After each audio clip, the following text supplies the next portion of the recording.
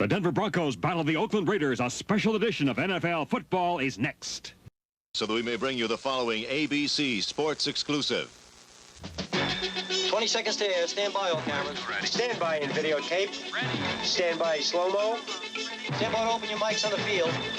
Stand by in graphics. Ready with your opening supers.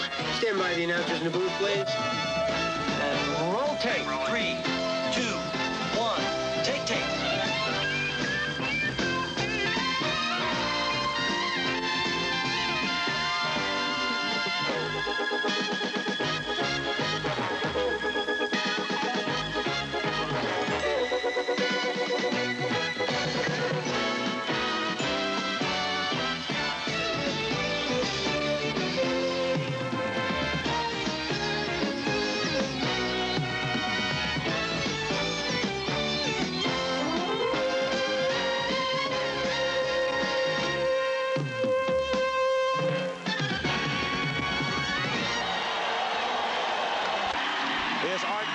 The sensational rookie from SMU. He wears number 22, and Harold Hart, number 23. Art Whittington, who has been a standout performer for the Oakland Raiders, and this is Harold Hart. They released him earlier, picked up by San Francisco, and they brought him back again. But Art Whittington, we'll see a lot of him tonight because the Raiders, some of the injuries that they've had, cost them two fine running backs, Clarence Davis and Terry Robisky. So Art Whittington, who awaits Lonnie Perrin's kickoff, will be an active rookie tonight. You can feel it in the air, and we're underway. Harold Hart. And Hart sprawls out to the 25-yard line, whereas Oakland will have their first possession.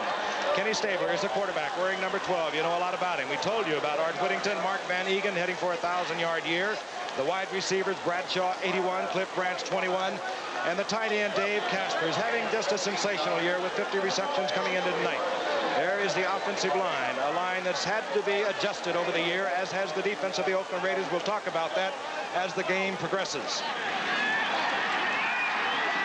Kenny Stabler leads them up to the line of scrimmage, passing a little over 56%, 14 touchdowns, 23 interceptions. The handoff, Mark Van Egan, right side. And Van Egan picks up 3.5 yards, moving out to the 28. Let's meet the defense. Lyle Alzado, Barney Chavis, number 79, Alzado 77. They are the two wide men in the front 3-4. Reuben Carter is the middle, the linebackers. Bob Swinson, 51. Joe Rizzo, 59. Randy Gradishar, he's a super linebacker, number 53. Tom Jackson, 57. A backfield in the secondary that leads the NFL in interceptions after 13 games with 25. On second down and 6, Stabler screens it off to Whittington. And Whittington gets close to a first down out around the 34-yard line. Gradishar hustled over there. He'll be about a yard short. And the rookie will come out. Whittington, and in will come the veteran, Pete Banaszak. So Banaszak, 40, has been around 13 years for Oakland. They put him in there because he's a good, heady ball carrier as well as a fine blocker. Third down, a little more than a yard to go for a first.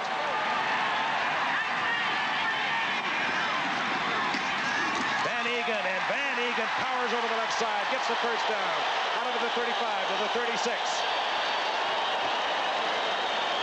The Raiders, of course, want to improve their ground game. When you look at the statistics for this year against last year, you can understand why. They're down 58% in the number of rushing plays they've had per game, down 49% in yards rushing, and down 66% in first downs achieved by rushing. Last year, they were the league leader, ranked number 1 in all 3 items. So their ground game has been off this year. On first and 10, the ball at the 36. Play action by Stabler. And looking over the middle, connects there with Dave Casper.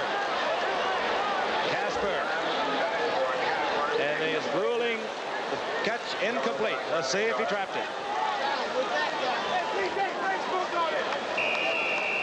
Just did not hold it. So it'll be second down and 10. There he is. Super year, 9 touchdowns. You saw his stats.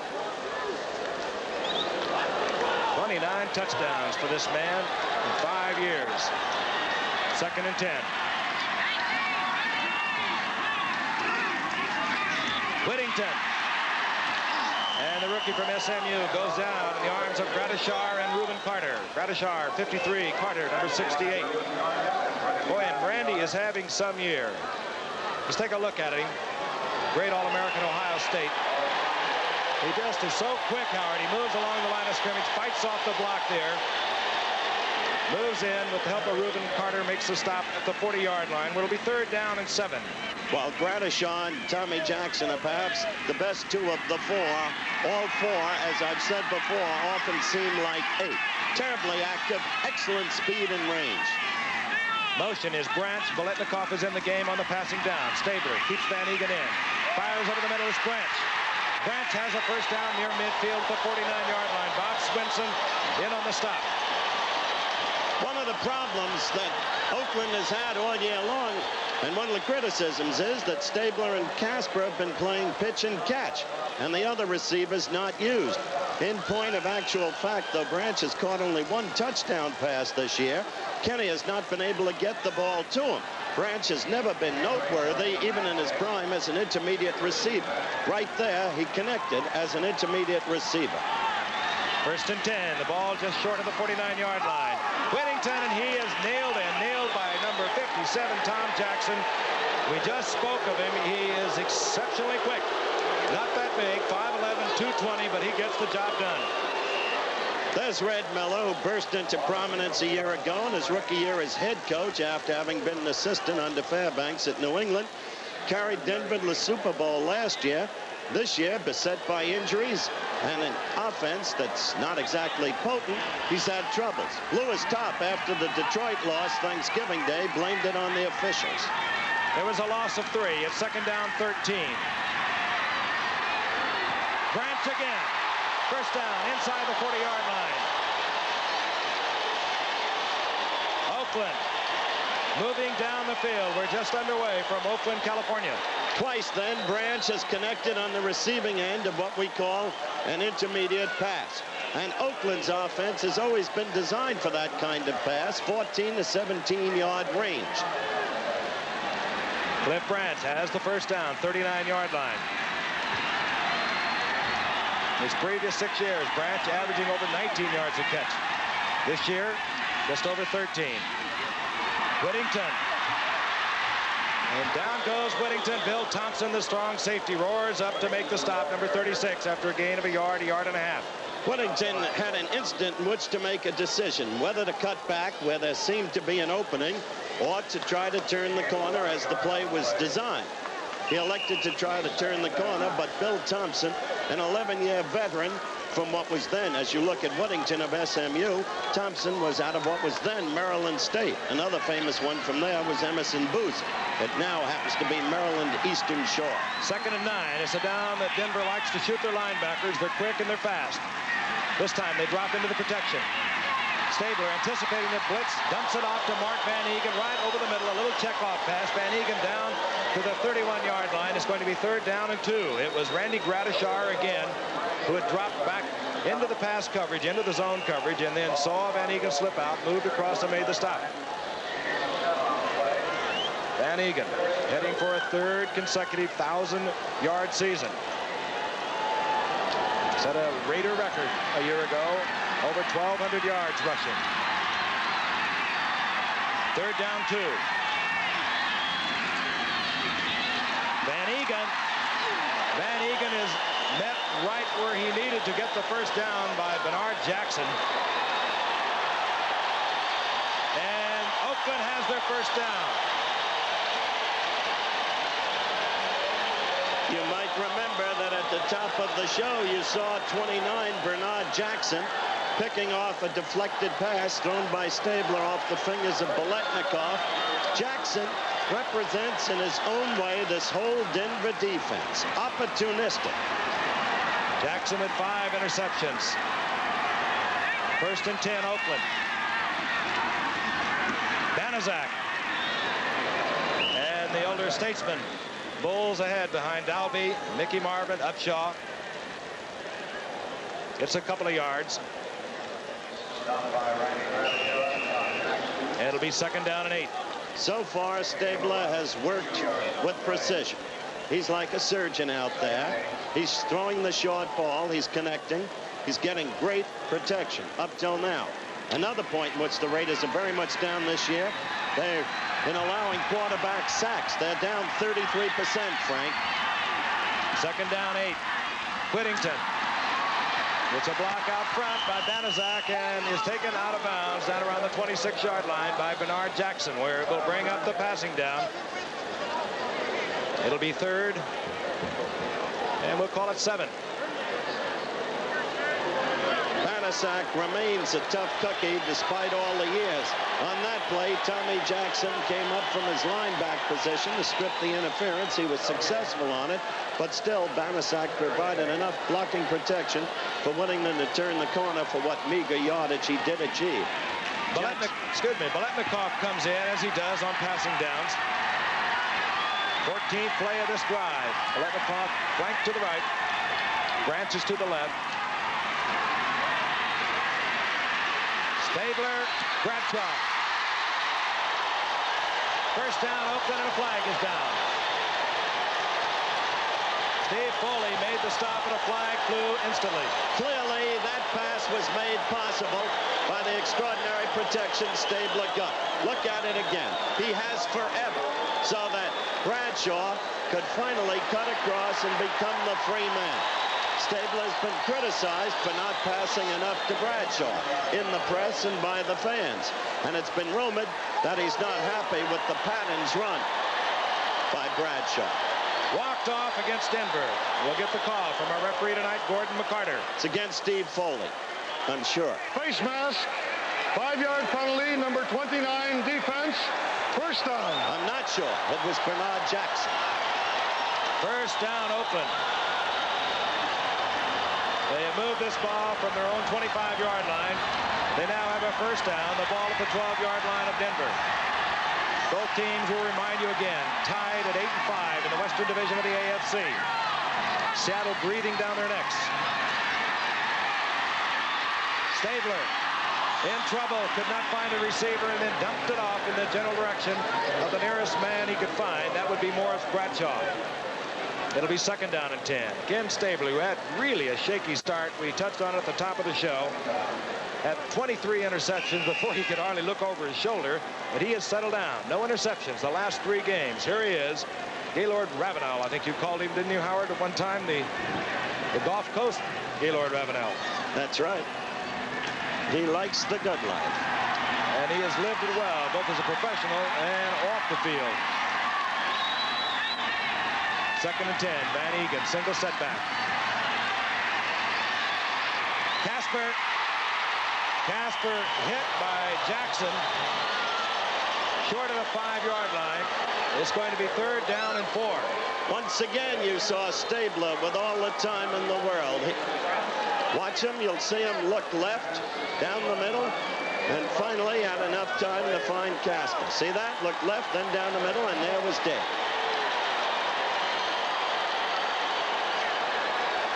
Dave Casper just having a sensational year. You saw him check, make sure there wasn't a blitz. He was not the first receiver intended.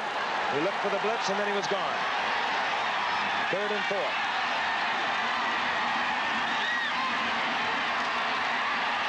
Stabler fires in the crowd over the middle. Picked off there by Bernard Jackson, his 6th interception of the year. Young man who came from Cincinnati a year ago to solidify the secondary of the Denver Broncos has come up with his 6th interception of the year, and it turns back a Raider drive that began at their own 25-yard line. And that hurts. Watch it again. I told you Bernard Jackson represented the opportunism of this defense. There he was in perfect position. Read the play beautifully, picked it off, and so Denver gets the ball. We'll be back. There he is, Bernard Jackson, who just made a beautiful interception at just the right moment. And it has to hurt a team to march the way Oakland did and have that, the windup. Denver begins at their 4. This is John Keyworth from the big fullback. Rumbles out to the 9-yard line. Let's meet the offense for the Denver Broncos. Morton, the quarterback, of course, number 7. Rob Lytle, the great former Michigan All-American, number 41, Keyworth, 32. Haven Moses, the wide receiver, number 25. Jack Galvin, number 82. He'll alternate a great deal with Rick Upchurch, number 80. Riley Odom's having one of his best years. Your offensive line, there is a problem on the left side. An injury to Tom Glassick has brought in Glenn Hyde, number 65. And Bill Bryan is trying to play at center with a very sore ankle. Keyworth had 5. It's second down and 5. The ball at the 9. Dave Preston. And Preston. Give him 2 yards. It's going to be third down along 2. The ball just short of the 12-yard line. Defensively, and you see also that Oakland is hurting. Dave Browning, their rookie from Washington, is not in there in that front 3. Phil Yaw is there. There are your linebackers. They cover the field, particularly on the outside with Hendricks and Villapiano. Your secondary, an entirely different secondary, with the exception of Jack Tatum from the one you saw a year ago. This is the team, the Oakland Raiders, that are missing 16 members of the team from 1 year ago. That's rather a dynamic turnover. On third down, Keyworth. And he's being drilled backwards by a hard-charging Oakland Raider defensive unit headed by John Matuzak, big number 72. I say big, it's not an understatement. 6'7", a 275-pounder. Denver, first possession, they'll have to punt away. And so Oakland should have good field position. Oakland, by the way, used 17 plays in 7 minutes, 56 seconds of time on their drive that failed when Bernard Jackson picked off a Stabler pass. Neil Colsey is standing right at midfield. Bucky Dilts. He hangs it high, doesn't necessarily kick it long. That's what he did. He put it high in the air. Colsey does not call for the fair catch, and he bounces off a defender and gets to the outside. And now he goes down. Good coverage by Denver. Colsey down at his own 48-yard line. Larry Canada made the stop. 5 minutes remaining in the first quarter of a hard-hitting football game. We'll be back.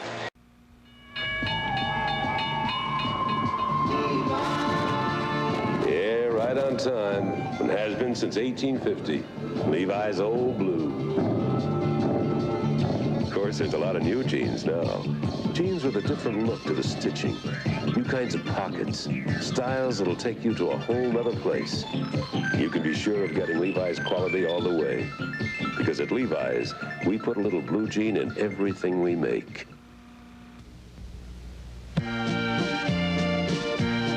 Excuse me, why do you think the Volkswagen Rabbit is the best-selling car in Switzerland? Well, you can see how well it drives. The Rabbit climbs the Alps something wonderful, better even than a goat. Anything else? Yeah. It holds the whole family and the whole picnic because inside it's very, very big. Oh, what's the biggest thing about it? Fritz. Volkswagen does it again. Wednesday, in a 2-hour 8 is Enough special, Nicholas runs away in search of a new family and a new way of life. Put on your cap and look cool. As a con artist. Then Barbara Walters visits Alan Alda. It's work to have an intimate relationship. Steve Martin. Wednesday, starting at 8, 7 Central and Mountain on ABC. Battlestar Galactica. KMBC Channel 9, Kansas City, Missouri. Our circus was in Atlanta, and I was feeding Mongo, our 400-pound gorilla. I got too close, and Mongo grabbed my Timex. He put it on. He beat the watch. He tore the band. He bit on it. Then he started throwing it. He jumped on it and kept it soaking in his mouth for over 30 minutes. The watch fell between the bars, and I got it out. Surprisingly, it was ticking, and still is, a Timex. Timex, it takes a licking and keeps on ticking. Wednesday, the birds and the bees are in big trouble at the Bradford house. Oh, what is it now? Is 8 enough to stop 9? And on Charlie's Angels, a gangland Casanova falls hard for Kelly, but it's a downhill affair for her.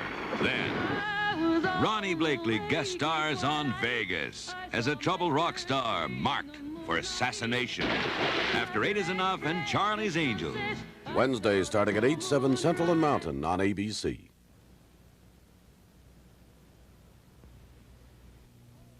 How does America spell relief?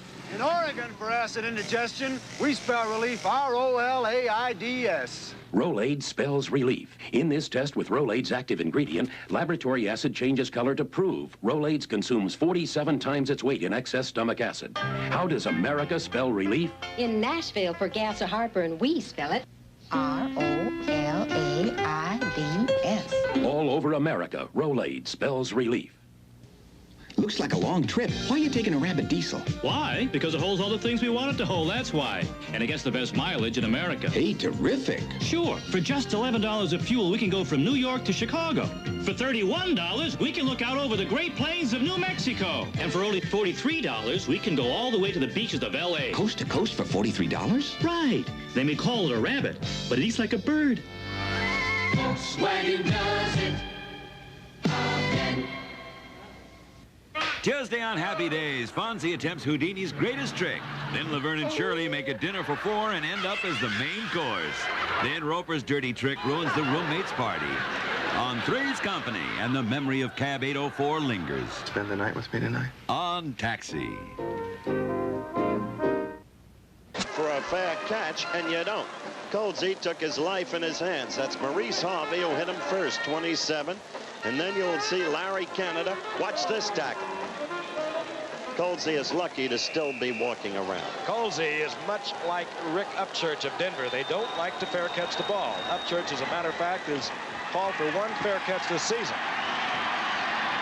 Takes a special kind of person to stand back there and know what's going to happen and still not put that hand up. First and 10 Oakland, their own 47-yard line. Whittington behind Upshaw, and he spins out to midfield.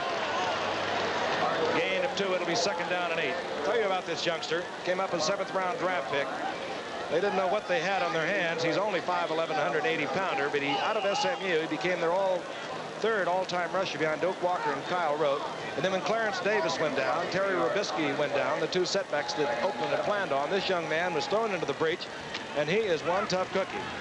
He's over 540 yards on the season, averaging about 4 yards. He scored 7 touchdowns. That's Art Whittington, 22. Second down, 8. Hand off. Van Egan. Gradishar. You could just about say Gradishar on every play. If he isn't the initial tackler, he is certainly going to be in the company of the man who makes the first hit. He got good blocking on that play from Dalby, the center, and Mickey Marvin from the right side, which has been a troublesome side thus far this year. You see 50 Dalby out there. Well, Dalby did not hit his man. But third down, 3. Ball just short of the 45-yard line. Stabler. Gets it off again to Van Egan, who delayed again, and this has got to be a play that was set up by the Oakland offense from films. They let Van Egan block, delay into the line. He doesn't see a linebacker coming. He just leaks across the middle, and while this is a hurrying bunch of linebackers for Denver, sometimes they get just a little deep into the pass defense, and it leaves that little opening for a back slipping out. 38-yard line, first down, Oakland. Biletnikoff is in. Bradshaw is out. Play action again by Stabler. Going for Casper, and Casper has it at the 31-yard line. Joe Rizzo all over Casper, but not until Casper had caught the ball, picked up 6 yards. It'll be second and 4. You're exactly right, though. He's throwing under the linebackers as he does here. Rizzo, the free agent from the Merchant Marine Academy, late getting to Casper, and under any circumstances couldn't have done anything with that kind of pass. Second down, 4. Ball inside the 31-yard line.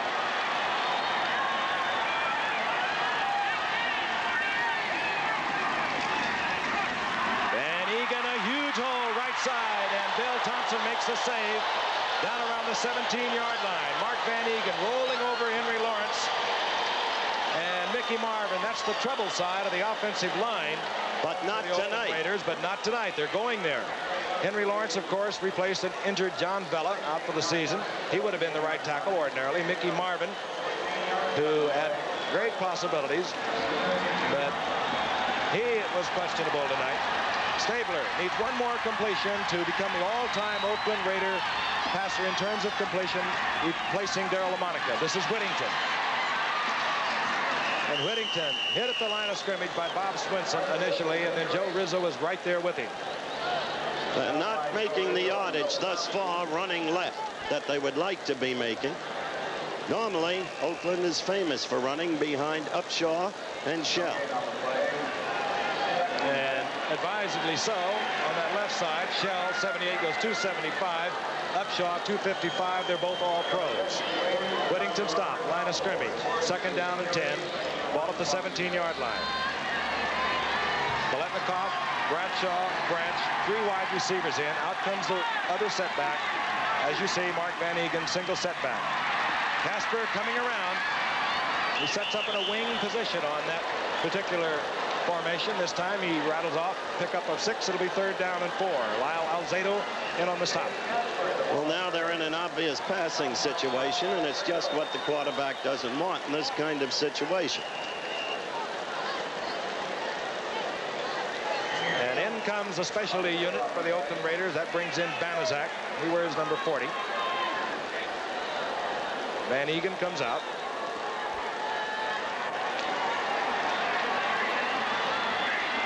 Very fast first quarter. We're inside 1 minute. As a matter of fact, 30 seconds. Branch is in motion. Stabler. Out on the flat. Whittington. And the little rookie is pounded at the 10-yard line. He's short of the 1st down. Stabler had no choice. Receivers covered. Had to throw to his safety valve, which in effect Whittington was. He had to go one-on-one. He never had a chance. And the quarter will expire unless timeout is called before Earl Mann, who has had the Raiders in trouble this season, not so much from his lack of field goal ability, but from the missed conversions of all things. The Raiders having missed at least 1 conversion in the past 5 games. That's the end of the first quarter, and we'll be right back in Oakland after this. He had time to think about it, but he's been around since 1968. A week ago, Earl Mann blamed the 17-16 loss to Seattle on himself. He missed a conversion that could have changed the entire complexion of that game. Not only that, Frank, but clearly Coach Madden lost confidence in him. In a subsequent field goal situation, he didn't go for it.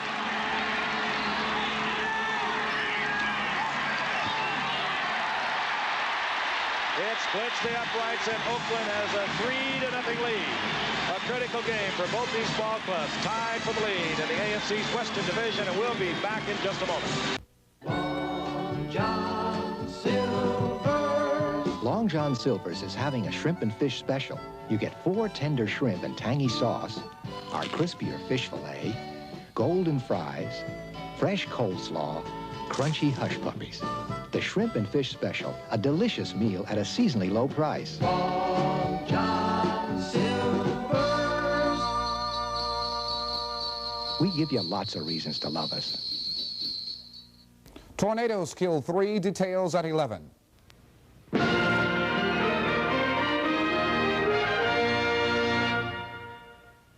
Life is for living, and Visa is there. Skateboards, perfumes, building new rooms. A pink dress for the prom. Football passes. Eyeglasses. Presents for mom.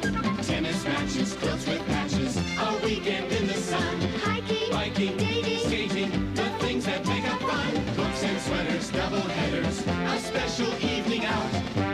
Visa is the most widely recognized card in the world.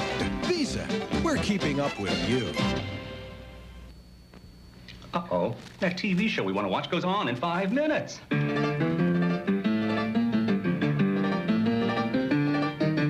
America, stop rushing your life away just to catch a TV show. Get a Sony Betamax video recorder and automatically videotape that show while you're doing something else and watch it anytime you want. Sony Betamax. It could change your whole way of life.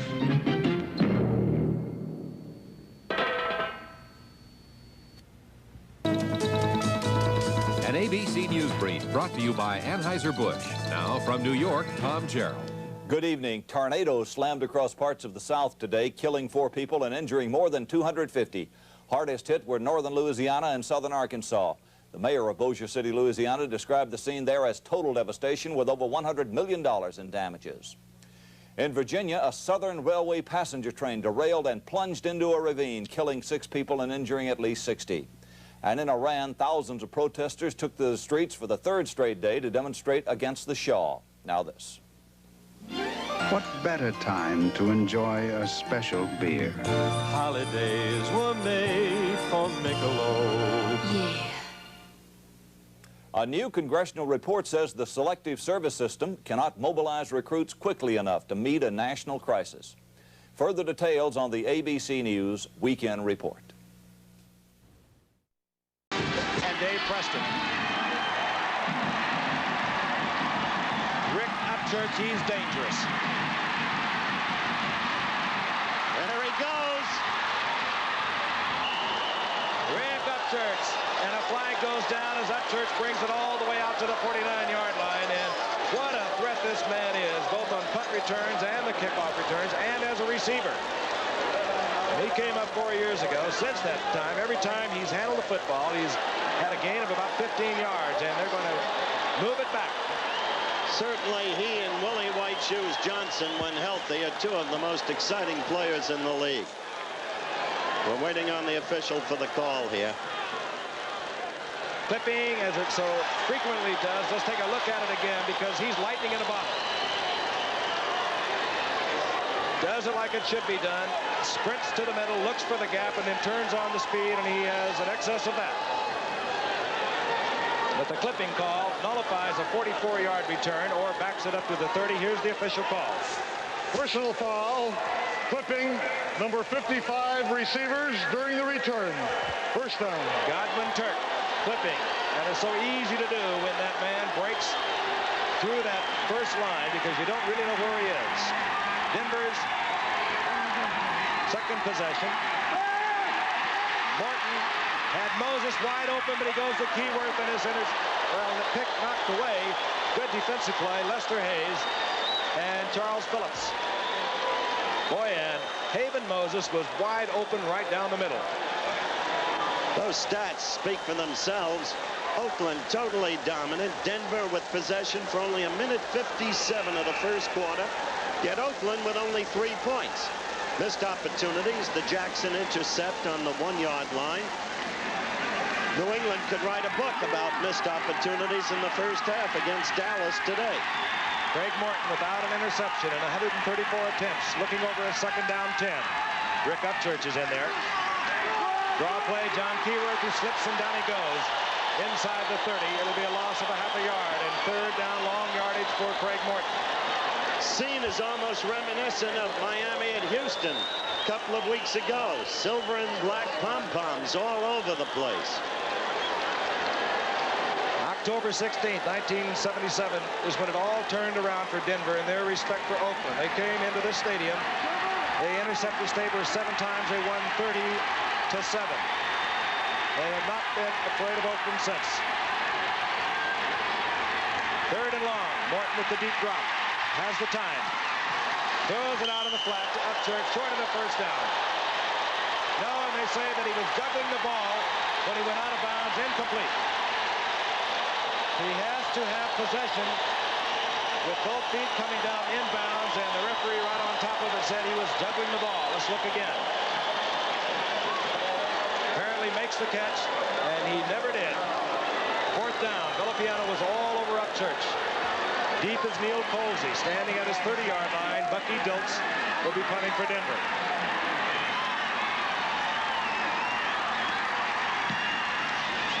Short kick.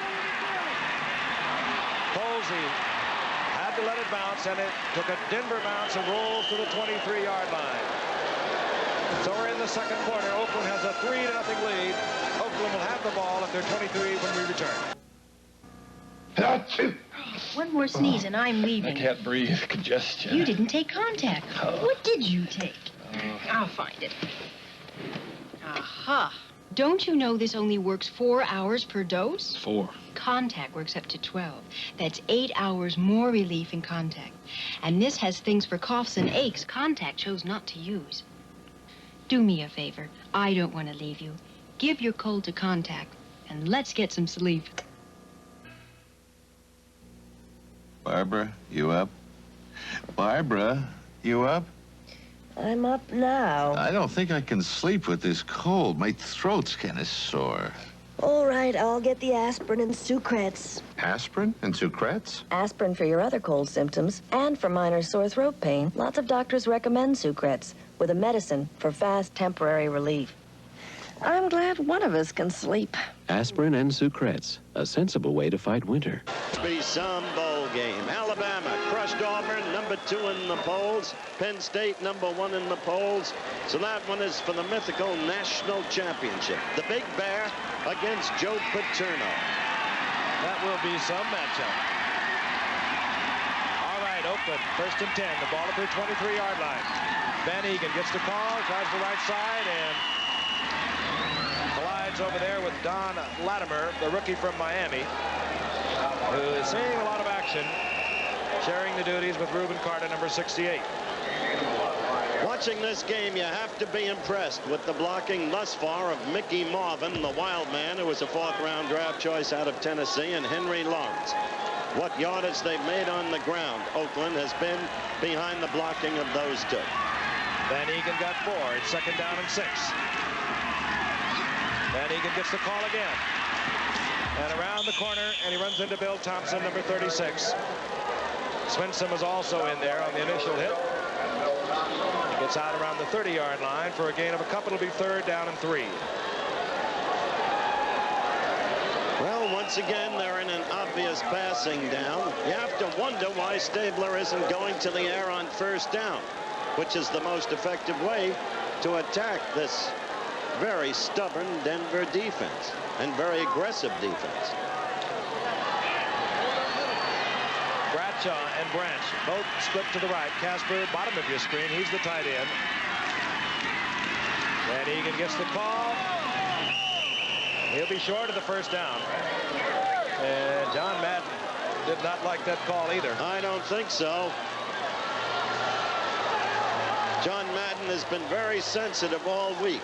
Roundly criticized by the fans and the press for the loss to Seattle a week ago.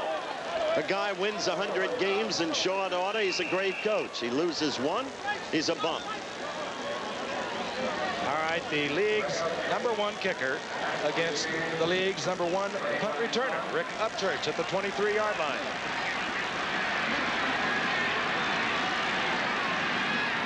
Rick Upchurch averaging over 15 yards an attempt.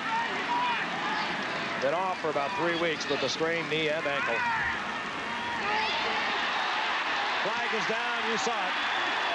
Great guy, hangs it forever. Upchurch didn't even, he took one look at it, called for the fair catch at the 24. You saw Tom Jackson, I believe, offsides, and there is a little bit of a rhubarb taking place there. Mike Davis of Oakland gets involved there with Denver's Steve Foley. These two teams, as I said at the top, are bitter rivals. No love lost between them.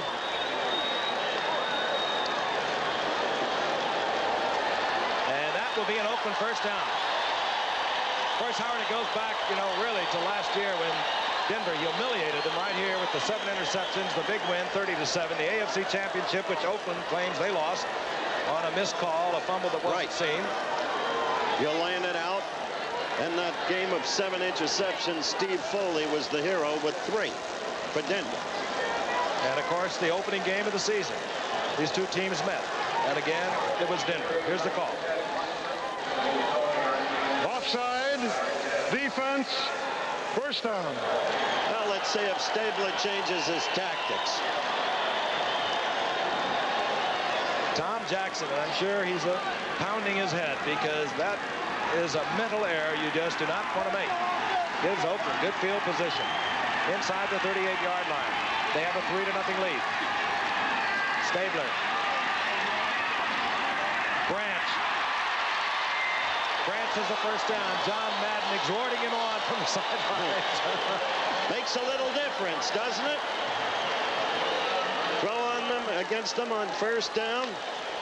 It was Denver, of course, that played into Dallas's hands in the Super Bowl last year by running on 1st and 2nd down consistently into that Dallas flex defense, which is designed especially to stop the run.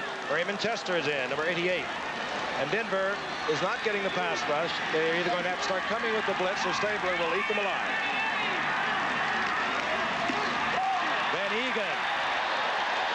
Ball is jarred loose, but I think the whistle had blown. Yes, it had. At the 42-yard line, gain of 6. Randy Gradishar blasting Van Egan. Going to be 2nd and 4. There's a man in the booth next to us watching, to whom this game couldn't be more important. Al Davis, who is, of course, the managing partner of the Raiders and considered by many to be as smart a man as there is in professional football. Deservedly so on the record, because Oakland has been the winningest team in pro football over the past decade. A partisan crowd cheering as Van Egan gets the call, and he's close to another Raider first down. Now they've run left twice in a row, and successfully. And what a job this man has done with a team that was really hit with injuries. The secondary has changed almost completely. Matt telling the official there was plenty of yardage. He's really marvelous. He really is. He's got a great sense of humor. He's an ebullient man. First down, Oakland. They lead 3-0. 10:55 remaining in the first half. Frank Gifford along with Howard Cosell. And when we walked in here tonight, you could just feel it coming from the stands. And you saw the pom-poms, much like the Houston crowd of 2 weeks ago. The ball is at the 38-yard line. Banaszak is in, number 40. 1st and 10 for Oakland. Banaszak. And Banaszak to the 31. It's a gain of 7. Bob Swinson and Gradishar in on the stop, but Oakland is working over the defensive front 3 of Denver. Watch this offensive line now. Look at Dalby, 50, open that hole. And on the right side, Mickey Marvin, 70 is Lawrence. These are the men we've been telling you about, and that play evidences it. 2nd and 3. Banaszak puts the head down, goes for the first down at the 25-yard line. Joe Rizzo on the stop. Pete Banaszak, who had only gained 86 yards on the season coming into tonight, is the man that Oakland has used for the last 13 years whenever they have a trouble spot. What I liked on that play was to see, as you look at the veteran Pete Banaszak, number 40, was to see Whittington, number 22, a slight fellow, a slender fellow, out there leading the way, blocking. First down, 25-yard line. Van Egan back in. Whittington on the sweep. Marvin is out in front. And Thompson rolls up from his safety spot to make the stop as Whittington gets inside the 25-yard line for a gain of a yard. It'll be 2nd and 9. Bob Swinson was also out there, number 51 for Denver. That graphic is only part of the story of the Oakland domination. Denver's only had the ball 2 series of downs, next to no time of possession. The miracle is that Denver only trails 3-0. The way they play, Howard, and we've watched them, I know you have over the years, they'll be pushed up back and forth across the field, and all of a sudden they get the turnover, the key interception, and they just explode. That's the way they won all last year. 2nd and 9. 2 tight ends are in. Casper 87, Raymond Chester 88. Stabler goes to Branch, incomplete. Stabler under pressure. The blitz was on. We talked about it. Latimer was there, number 72, the rookie from Miami, as was Jackson. No matter how you slice it, it's great to have a mobile quarterback. Tarkenton, for instance, today, simply extraordinary as he broke Sonny Jurgensen's record for season completions. You'll see Talk at halftime in that thrilling Minnesota win over Philadelphia. And Staubach, the versatile all-around athlete. 39, Biletnikoff, Bradshaw, and Branch. The setback comes out Whittington. Casper sets up in the slot, and this will be Van Egan. Svensson is there, corrals Van Egan, and it's going to be a 4th down. Well, it's, I guess, easy to second guess from up here, but I don't understand that call, Giff. Well, they're being careful. They have dominated the game. And at this point, there's no reason to play it any other way. They're controlling the game totally. But again, they are also aware that they're playing against a very opportunistic team, that being Denver. They can turn it around so quickly. Earl Mann, his long of the season, 42 yards. This attempt from 37 yards. Earlier, he hit from 27.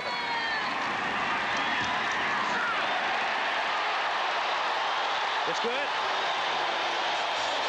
So Earl Mann, on the spot from last week's missed conversion, has provided the 2 field goals for Oakland. They lead 6-0. Make it happy times and smiling faces, holding hands in favorite places. Make it Buick. After all, life is to enjoy. The new 1979 Buick Regal. It's good-looking, smooth riding, V6 powered, very comfortable. And your Buick dealer's most popular car, Regal. After all, life is to enjoy. Look around. There's really nothing quite like a Buick. It took Beethoven 4 years to write that symphony. Some things can't be rushed. Good music and good wine. Paul Masson's Emerald Dry. A delicious white wine. Paul Masson wines taste so good because they're made with such care. What Paul Masson himself said nearly a century ago is still true today. We will sell no wine before it's time. Ben Crenshaw's game takes concentration. So does mine. That's why I use the Canon AE1. It's fully automatic, so I can concentrate on my shots. And with the automatic winder, the camera really does all the work.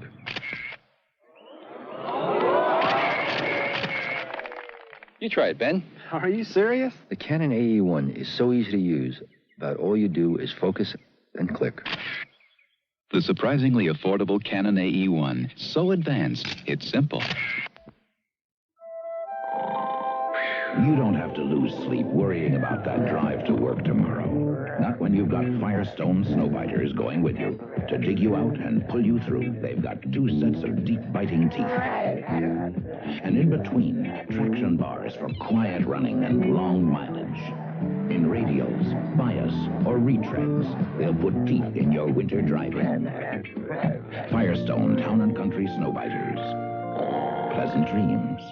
Down in Texas, we have a saying. It's not the size of the dog in the fight. It's the size of the fight in the dog.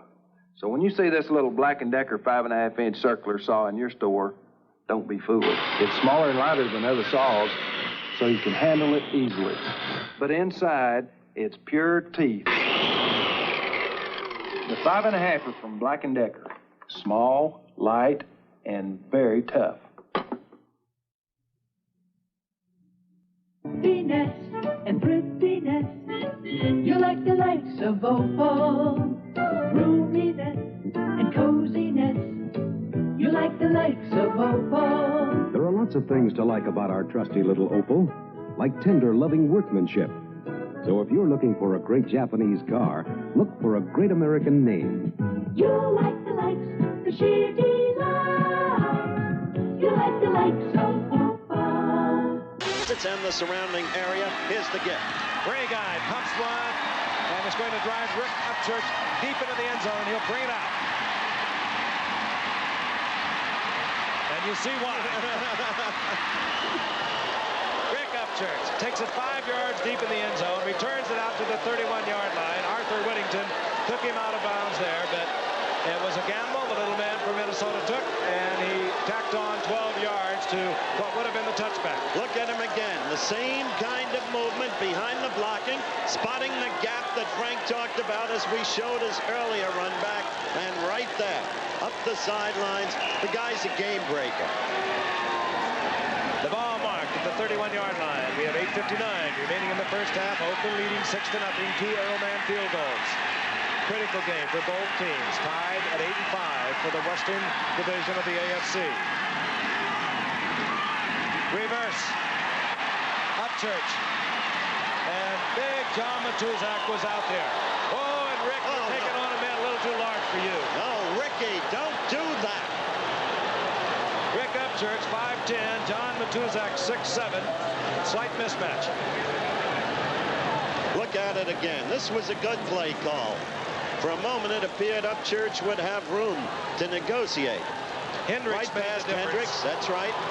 Forced him inside, into Lester Hayes, and Matuzik is going to get an unsportsmanlike call. Threw Upchurch aside like a little kitten. Big John. You don't want to do that when you're dominating a ball game. You don't want to make a mistake based upon an instant piece of emotionalism that'll give the other team field position and opportunity, especially when you've been containing the other team all night. Ill-advised move. Unsportsmanlike contact against Big John Matuzik. Moves the ball up to the 49-yard line. Denver's 49. Saw Riley Odoms, 88, adjust to the left. The toss goes to Dave Preston. And Preston upended by Charles Phillips, coming up from the secondary position after a gain of a yard and a half. It'll be second down. Second down, call it 8. Dave Preston, one of the many backs that are utilized by Red Miller in their offense. Preston is over 230 yards. Canada, another rookie, over 280 yards. Keyworth, over 360. Rob Lytle, over 280. And Otis Armstrong, over 320. So he uses them all. Second and 8.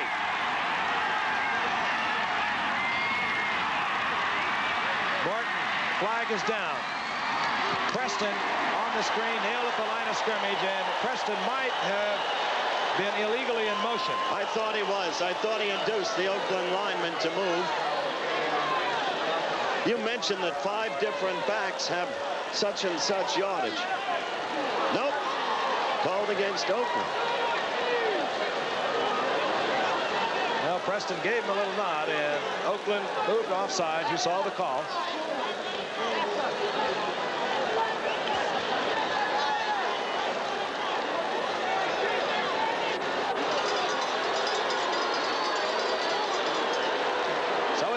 Second down and 4 now. Here's the call. Some offside, number 60, defense, repeat, second down. Otis Sistrunk pulled offside. Sometimes when you use 5 backs, Frank, you don't get the most out of a guy who can be a great ground gainer like Otis Armstrong, who must be played regularly. Rob Lytle is in there now. He wears 41.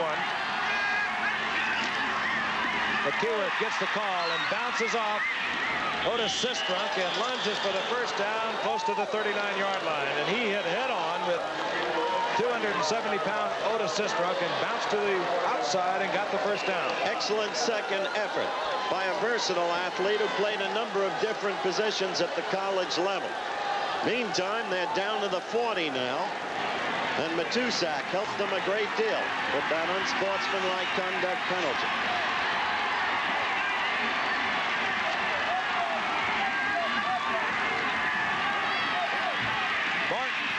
Looking for Moses. O'Reilly Odoms. Incomplete. Now that play had no chance from the time Morton moved away from the center. Flag is down back at the line of scrimmage. Another call against, I think, Matusak, number 72. Well, he was the one they were having the chat with. Morton had all of his receivers. Somebody must have broken it. They were all bunched together in a pocket, and Oakland was all over them.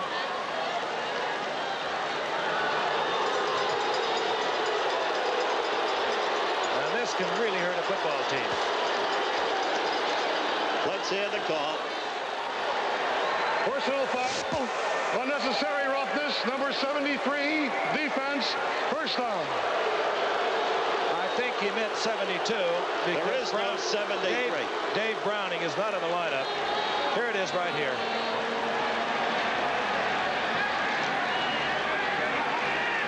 That's a good call. You don't need that in football. First and 10.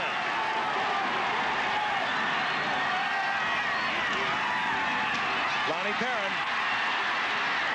And Lonnie Perrin finds a gap on the left side. He rolls inside the 20, down around the 18 for a gain of 7. This whole drive has been engineered mainly by the errors of John Matusak. Mental, emotional, and physical. And Denver, as Frank said, is the kind of team that but needs an opportunity.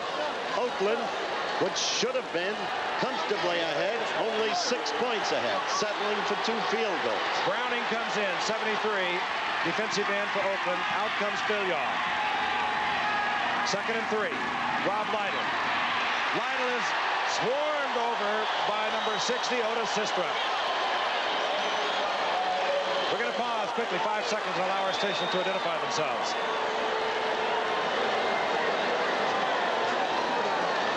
Lytle gets a yard, but it's going to be 3rd down, a tough 2. There's a man who played 3 years of minor league football with Norfolk before he came up. The Rams had him back in '71. They traded him to Oakland. He's been an outstanding performer ever since. 3rd and 2. Morton finds the receivers. Dalton. Oakland is saying that he trapped the ball, but no. It's complete. It's going to be 1st down and inside the 10. Watch this. Really? Morton surrounded on this play, Frank. Men all over. Boy, kept his poise, stayed in the pocket, moved up, had the height to retain his vision, and hit the receiver, Dalvin, who is finally free. And I see why Oakland was complaining. I agree with you. In any event, it's 1st and goal. The ball at the 8-yard line. Riley Odoms is 88. Morton's first completion of the night. Lonnie Perrin spins loose, and finally he goes down in the arms of Villapiano at the 6-yard line. Rod Martin popped him first. He spun loose and rolled down to the 6. It'll be 2nd and goal. Once again, let's tell you the importance of this game as you look at the standings. You know about the playoff system this year. 6 division winners go in, 4 wild card teams.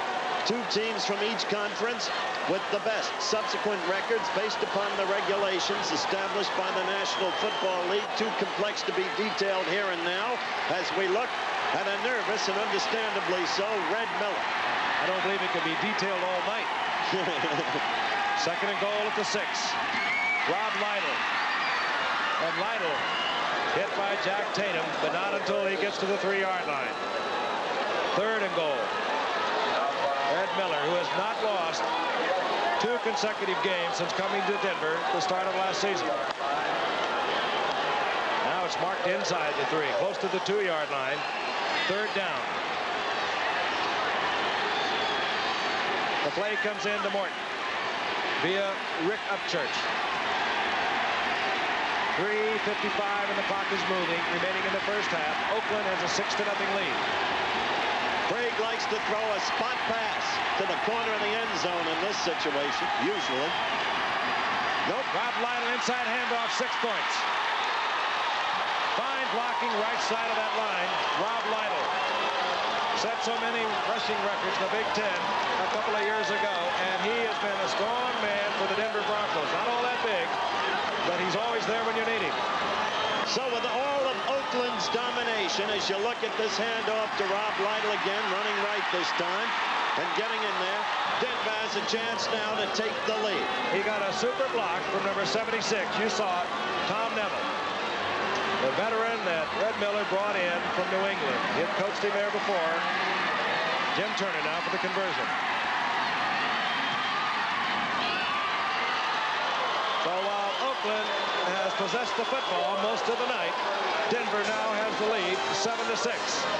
A typical Denver-Oakland game. Stay with us. We'll be right back. Lonnie Perrin deep is Art Whittington and Harold Hart. Whittington 22, Hart is 23. Perrin gets the big foot to it. Whittington inside the end zone. He'll bring it out. And Whittington with a nifty run out close to the 33-yard line. I will tell you, our telecast is presented by authority of the National Football League. It's intended for the private use of our audience. Any rebroadcast or other use of this telecast without the express written consent of the National Football League is prohibited. Oakland, they've been able to move the ball at will, but once they get inside the 20, things have tightened up, and they have not been able to get the touchdown on the scoreboard. 2 Earlman field goals. They trail by 1 point. Whittington and Van Egan the setbacks. Stabler to the air. And he goes to the tight end, Dave Casper. He's out near a first down at the 44-yard line. Bill Thompson is all over Casper. But this man is some gifted athlete. He has been double covered when a lot of teams cover tight ends with linebackers. Let's look at him again. Swinson gives him a shove to the outside. He looks to the inside, finds his first down marker, makes the sliding catch, and he has the first down at the 44. Mark Van Egan, single setback now. Stabler wants Branch. He was covered, and he dumps it off to Casper once again. And Casper has the ball at the 49 for a gain of 4. Randy Gradishar was there, 53. Bob Swinson, 51, defensively for Denver.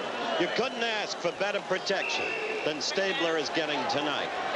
And notice the continuing efficiency all year long. Watch the protection here of Dave Casper. Certainly one of those who's been most helped by the new rule that allows only 1 chuck against a potential receiver between the scrimmage line and 5 yards out. Steve Sylvester, 66, is a right guard for Oakland. He's doing a fine job. Going for Branch, and is picked off by Thompson. How do you like that? Picked off.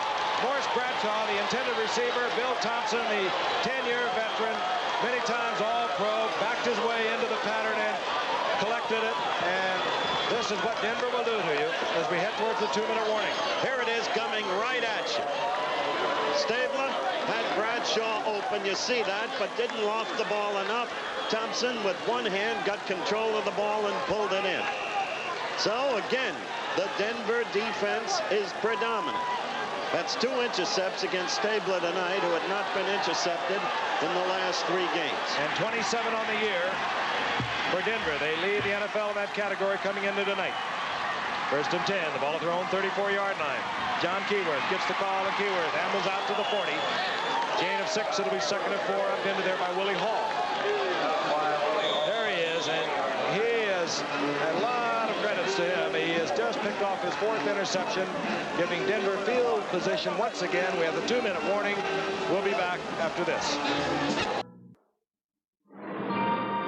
By the time this day is done, you'll turn a mountain of canvas and a truckload of living dynamite into one of the world's oldest fantasies, the circus.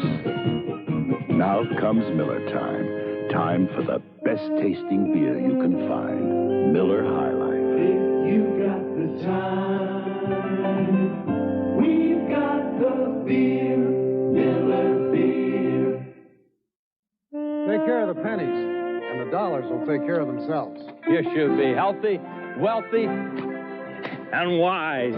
With money as tight as it is, more people are coming to Sunoco's penny pinching pump for $1.90, the quality gas that sells below our regular, and $2.20, it sells below our premium. And most cars that run on regular or premium can use them. So come to Sunoco's penny pinching pump. Don't let money burn a hole in your pocket. Because a penny saved is truly a penny earned. Frank Reynolds in Washington. 30 years of distinguished reporting. Fast becoming the most watchable news on television. ABC's World News Tonight. Weeknight on ABC.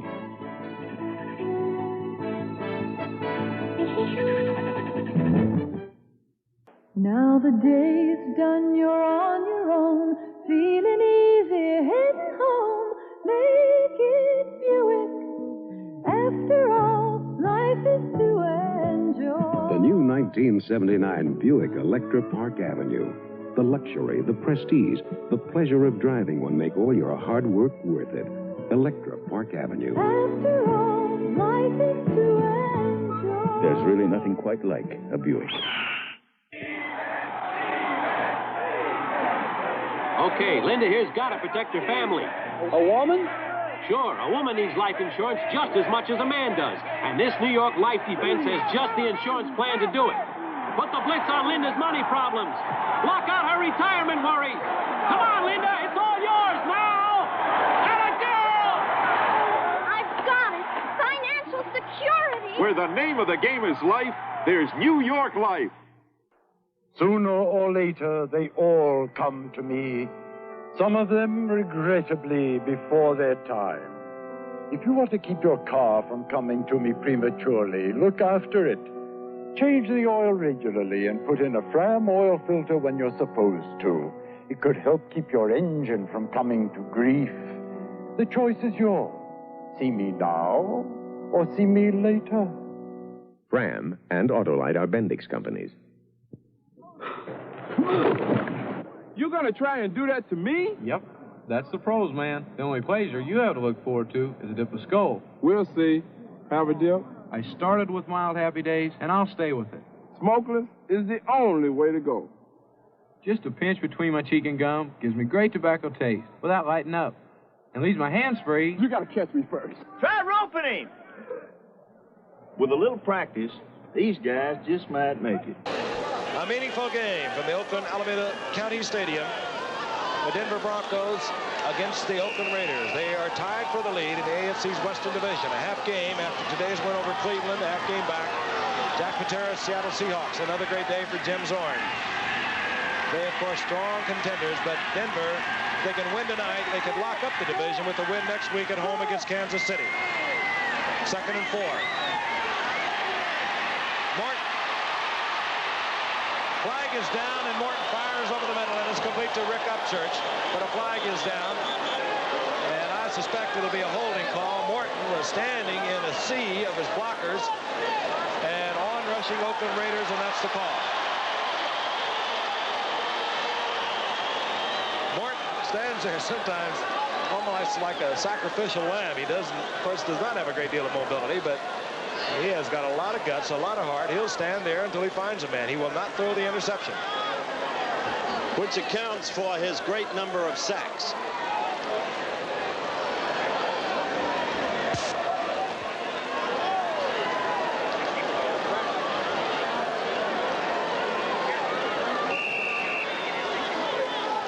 Let's take a look again. Phil Villapiano is coming in. You're looking at the center, Bill Bryan, moving out, playing on a sore ankle. He gets called for the holding. It's 2nd down and 14. This is Upchurch. Oh, is Upchurch hit? Right up to the 35-yard line, driven back by Phillips. And number 53, Rod Martin, who's playing for an injured Monty Johnson, number 58, who is not in the lineup tonight. They missed Monty Johnson. He's big, strong, and he's been having ankle trouble for several weeks. There's Rod Martin, who's a 12th round draft pick a year ago. They released him, and San Francisco picked him up. They released him, and Oakland re-signed him, and they're quite happy they did because Monty Johnson has been ailing for the past few weeks. And it's been Rod Martin filling the gap. 3rd and 9.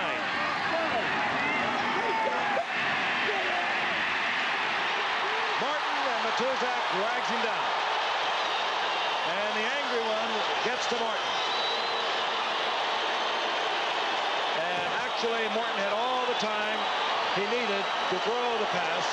He just did not have an open receiver, so credit the defensive secondary of Oakland with that sack along with Matuzak. Minute 5 left in the half, so Oakland will have time to at least get to field goal position. And Oakland calls timeout to make sure that Denver doesn't run off all their allotted time. And now Oakland is 2 timeouts. They'll have the ball when we return. 56 seconds remaining in the first half. Denver 7-6 over Oakland. Bucky Dilts punting for Denver. Neil Colsey standing just about his own 40-yard line. Dilts looks it high. Colsey bobbles the ball, but the flag is down. John Huddleston, I believe. There it is, running into the kicker. Well, there has to be a limit to the number of mistakes a team so highly skilled as Oakland through the years is making tonight, but there doesn't seem to be. I couldn't understand, for instance, let's listen to the call. Personal foul, running into the kicker, number 57 defense. It was John Huddleston. Let's take a look at it again. Watch 57. You have to control yourself. He tried to keep Bucky Dilts upright, but you have to make sure the direction that you're taking into the kicker. And Neil Colsey, of course, bobbled the ball downfield. But it doesn't matter. Denver has the football with 48 seconds as they take over possession at the site of the fumble. Flag is down again. Drilled in there to Haven Moses. But again, a flag is down. Rob Lytle, 41. That's right. Towards the line of scrimmage. Oakland should have taken a timeout when Denver had to punt just before that punt. They let 20 seconds elapse before they did. Mental error. Their coach better than that. Then the fumble by Colsey, the turnover. The call and the 5-yard penalty assessed against Denver. Rob Lytle illegally in motion. The ball moved to the 43-yard line. 40 seconds remaining in the half. Denver has 3 timeouts. They'll be trying to get in range for Jim Turner. Lytle.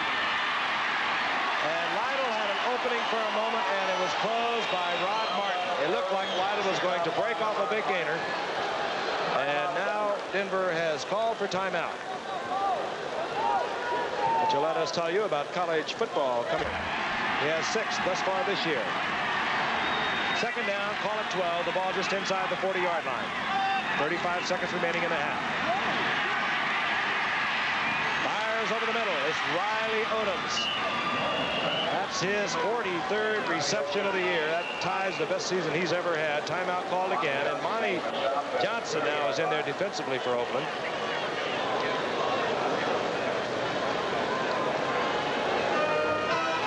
Some of the scores this afternoon. Miami over Washington by 16. You'll see that at halftime. Dallas, New England, 17-10. You'll see that at halftime tomorrow night. Jets, Baltimore, 24-16 Jets. That's tomorrow night at halftime. At halftime tonight, Minnesota's thrilling victory over Philadelphia. Green Bay's victory over Tampa Bay. And St. Louis, rallying still under Bud Wilkinson, beat Detroit. The Rams had a tough time of it against the Giants. Cincinnati came to life. Presumed to be a powerhouse before the season started, but going into today's game with only 1 victory, they scored 37 points on that vaunted Atlanta defense. New Orleans beat San Francisco by 11. Pittsburgh over Houston. What a tough game that was. Seattle just smothered Cleveland. Kansas City beat Buffalo. And tomorrow night we'll be in San Diego along with Don Meredith. The Chargers going against Walter Payton-led Chicago Bears. Morton dumps it off and he goes to Preston. And Preston is upended right at the line of scrimmage. Charles Phillips moving up there quickly. That will bring up 4th down. And Jim Turner is coming out. That's a long way for Jim Turner. Take a look at it again and watch the 4th-year man from USC rumble up. He comes up from the strong safety spot, steps inside the blocker, had to time that perfectly or he would have been wiped out. And Denver, meanwhile, has stopped the clock with 6 seconds remaining in the half. Jim Turner is on the field. His longest kick of the year, a 45-yarder. He's also had a 44-yarder.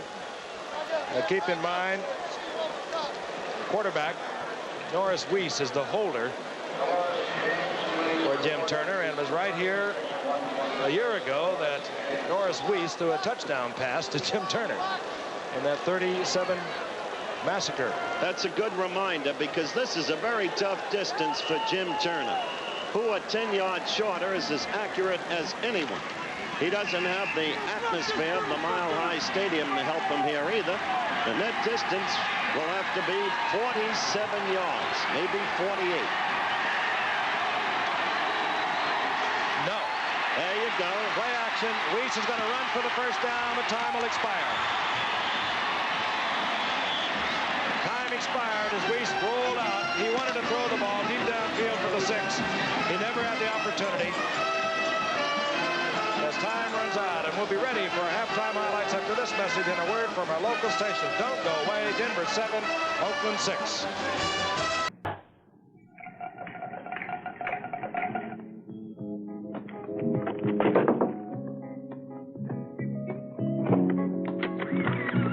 Kodak Color Burst Instant Camera, you get color in minutes. Color by Kodak. Let me see. That's downright irresistible. Let me see. Which makes Kodak Color Burst Instant Cameras among the more irresistible of Christmas presents.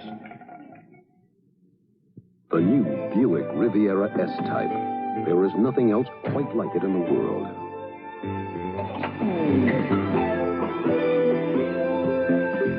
It has the traction of front-wheel drive. It is turbocharged. It is supported independently at all four wheels, and it has almost every power assist available standard. The new Buick Riviera S-Type. At least once in your life, you should own a car this incredible. In ancient times, people worshipped winged gods, symbols of freedom and strength. But today, every man has wings to fly to Persepolis and other legendary lands of the Middle East, or anywhere else in the world, on a Boeing 747.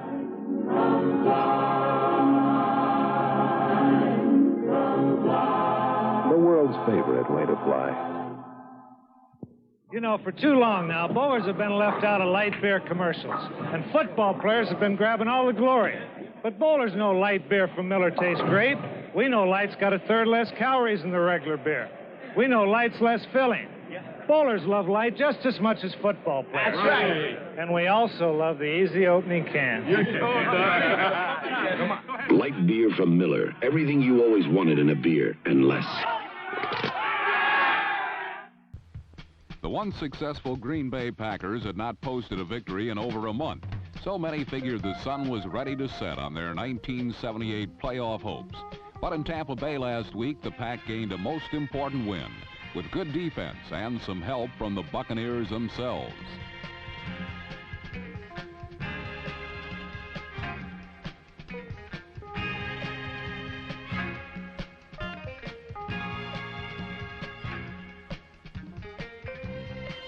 As usual, Packer rookie wide receiver James Lofton, number 80, played a big part in what offense Green Bay could muster. This touchdown reception was his 6th of the season. Green Bay won 17-7 to remain tied for the NFC Central lead with the Vikings. By losing, the Bucs remained in the Central cellar with the Detroit Lions, a team that appeared quite capable of vacating that spot when they battled the Cardinals. The Lions entered the game with the NFC's 5th best defense, but it was St. Louis that seemed to be making all the big plays.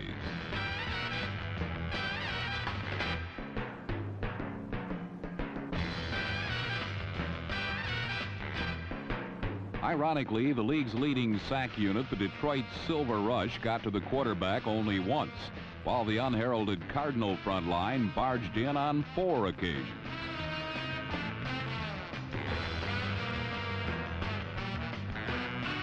The Cards broke a 14-14 tie late in the final period on a Jim Hart to Dave Steve bomb, going on to win their 5th game in 6 tries, 21-14.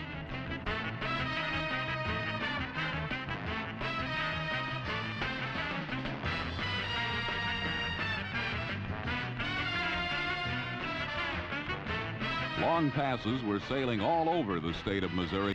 In the NFC West, New Orleans doubled their win total from last year as well by beating the 49ers, a most significant win that did not come easily.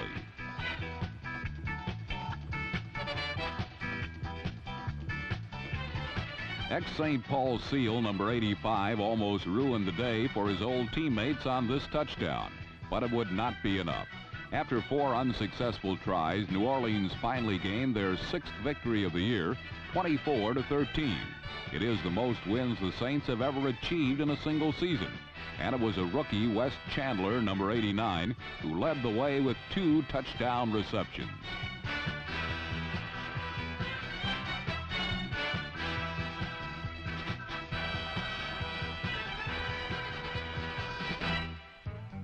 Even though the Giants have had a disappointing season, there are still many fans behind them.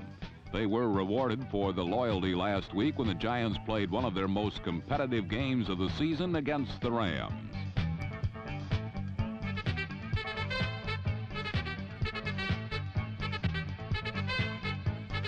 The Giants kept it close throughout the contest, but the Rams simply had too many weapons at their disposal.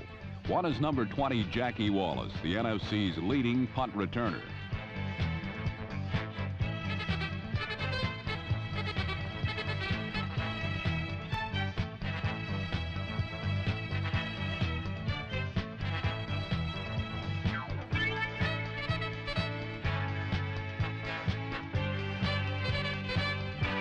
The Rams offense did not have one of its better days, so they welcomed such assistance from the special teams.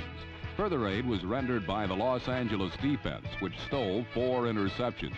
This theft by linebacker Jim Youngblood, number 53, helped set up a second period Rams touchdown.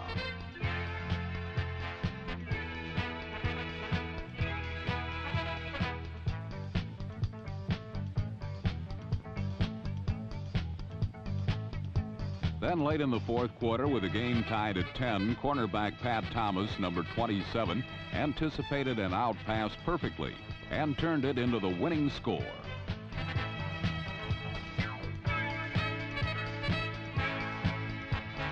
The Rams won 20-17 to clinch their 6th consecutive NFC Western crown.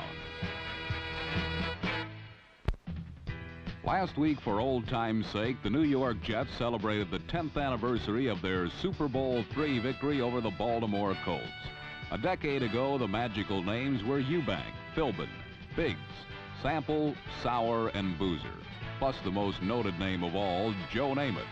Today's Jets are paced by quarterback Matt Robinson, almost unknown 2 months ago before replacing injured Richard Todd, and his dangerous wide receiver, number 85, Wesley Walker.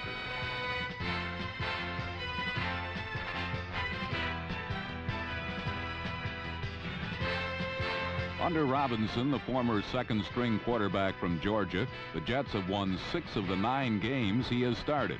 Last week against these same Colts they had beaten in Super Bowl III, Robinson passed for 2 big touchdowns to Walker, who became the first NFL player to exceed 1,000 yards in receptions, and the first Jet since Don Maynard and George Sauer did it in Super 68. The easy victory over Baltimore gave the Jets a record of 8-6 and kept this young team firmly on the path to the playoffs.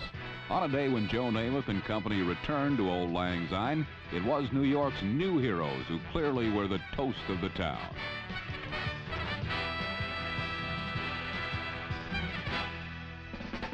Under the Kingdome, the amazing Seattle Seahawks continued their climb into the NFL stratosphere on the arm of Jim Zorn and the moves of Steve Largent, number 80.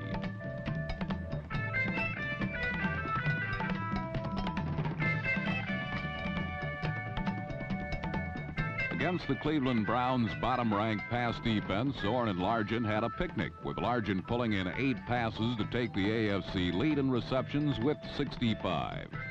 The Seahawks whipped the Browns in every facet of the game. On one Cleveland punting situation, Seattle's 10-man all-out rush so unnerved the Browns center, his snap sailed 10 yards over punter Johnny Evans' head and out of the end zone for a Seattle safety.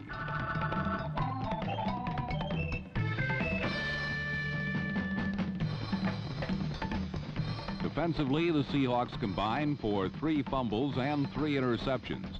Won a 40-yard touchdown return by number 48, top draft choice Keith Simpson.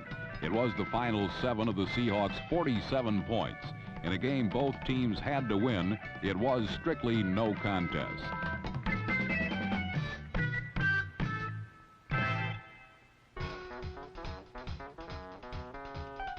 With their playoff dreams dashed, the only bright spot for the Browns was the apparent return to form of Greg Pruitt, who accounted for 159 yards of lightning offense.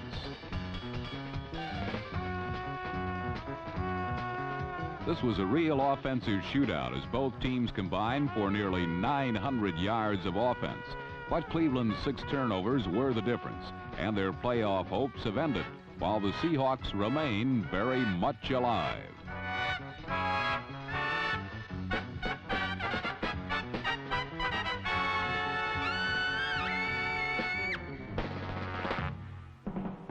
In Cincinnati, the Atlanta Falcons' almost sure shot at a playoff berth came crashing down in an unexpected loss to the hapless Bengals. Cincinnati looked like anything but a team that had lost 12 of 13 games as they sacked and plundered Steve Bartkowski for 3 interceptions, 2 of them long returns for touchdowns by the Bengals secondary. Cincinnati completely dominated despite losing starting quarterback Ken Anderson on a blitz by Dewey McClain, number 52. It was an injury to Anderson that began the Bengals' decline early in the year. Cincinnati, who has been having trouble running the ball all season, they ranked dead last, got a big game from huge fullback Pete Johnson, who scored twice, once on a 50-yard sweep.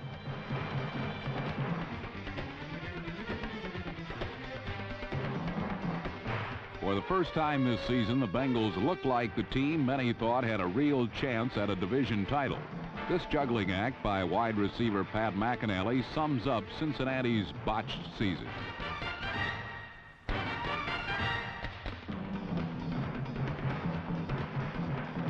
Because of a penalty, the spectacular touchdown didn't count.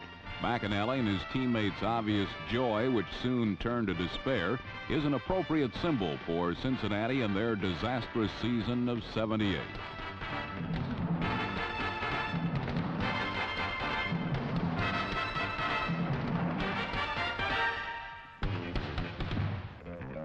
In Houston, there was another divisional battle taking place, and the setting may have seemed like the Alamo to the Pittsburgh Steelers as they took on the Oilers. Clearly outnumbered, Pittsburgh gathered confidence in the knowledge they were not alone in the hostile Astrodome.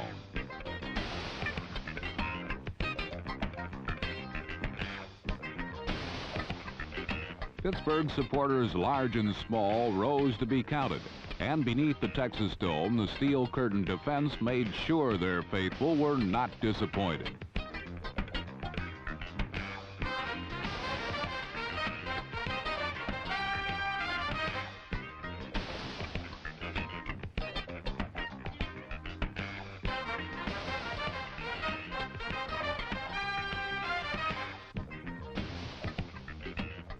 Vintage steel crushed the Oilers' victory hopes, yet in the game of many telling blows, one hit in particular tipped the game in Pittsburgh's favor.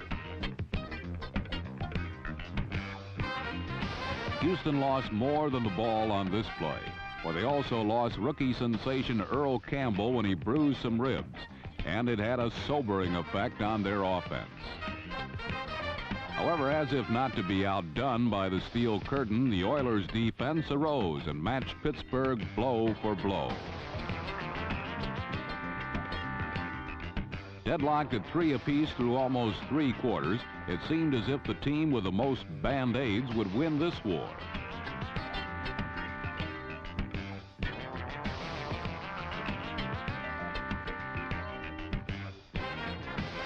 With the game in danger of ending in a tie, the urgency of the hour finally hit Pittsburgh. A loss would place them within 1 game of the Oilers. A win would mean a divisional title.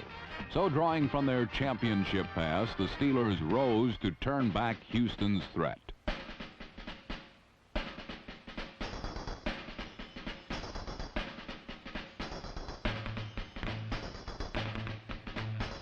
Franco Harris contained most of the game, still managed to gain 100 yards and led the Steelers to a go-ahead field goal.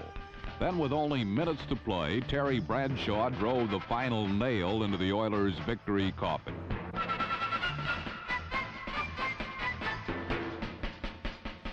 The final stood at 13-3 and enabled the Steelers to claim their 5th consecutive AFC Central Division title. It was as joyful to Pittsburgh as it was disappointing to Houston, whose only playoff hopes now ride with a wild card spot.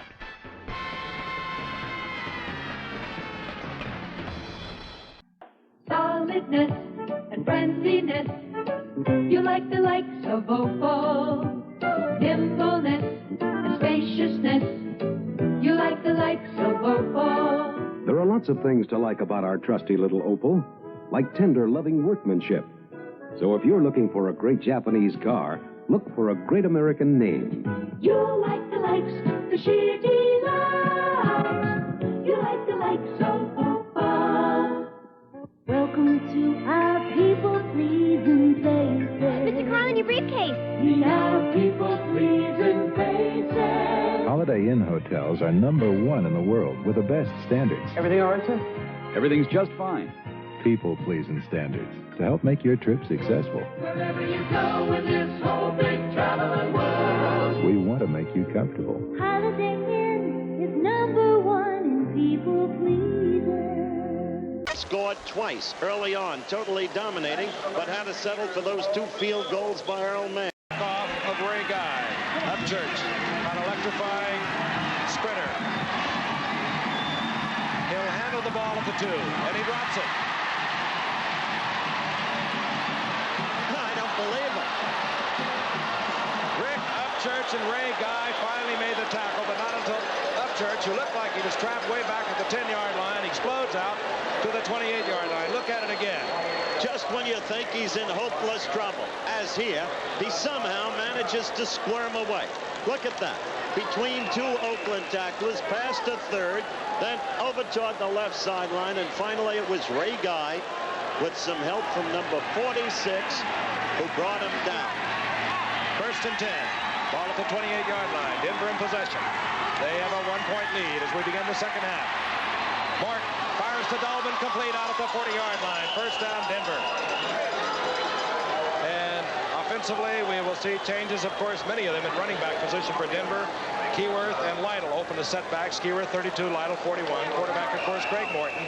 Haven Moses, number 25, stays fairly permanent at 1 wide receiver, while Dolvin and Upchurch alternate at the other side. The Riley Odoms, the big tight end. We haven't seen that much of Riley Odoms, but he's having a tremendous year on his 43rd pass in the first half. The 1st down at the 41-yard line of Denver. Moses in motion. Martin. Well, Craig, you have to do something, and he finally does. He jogs out of bounds after a pickup of about a yard. Just could not find a receiver. Good defensive coverage by Oakland, and, well, his offensive line gave him a great deal of time. Really did. It's almost painful to see him run. Look at it again. All this time, still looking for an open receiver, unable to find one, and then gradually drifting left, and that is not what you would call an agile man, is it? Boy, and you saw cross-blocking on the part of the offensive line of Denver. That's a little departure from the standard. 2nd down and 9. Lytle, inside handoff. Gets a block from Howard, but he has to go outside of it. He goes into the arms of Rod Martin. And give him a half a yard. It'll be 3rd down and 8. Rod Martin, who has been playing a great deal of football for the Oakland Raiders, most of it in relief for an injured Monty Johnson, who has a very sore ankle. Well, it's marked right at the 42, so it's 3rd down and 9 for Morton. It's Upchurch and Haven Moses out to the right. The tight end, Riley Odoms, 88, top of your screen.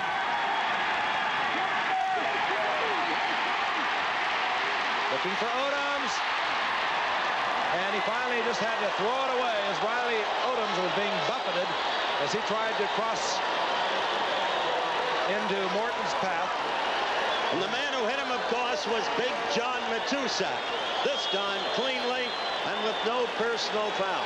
So Denver will have to punt. And that means Bucky Dilts. Here he is in his 2nd year. Came up a free agent last year from Georgia. Neil Colsey drops deep for Oakland. Positions himself at about the 22-yard line. Just underway in the second half. 7-6 ball game. Denver over Oakland. Critical game for both ball clubs.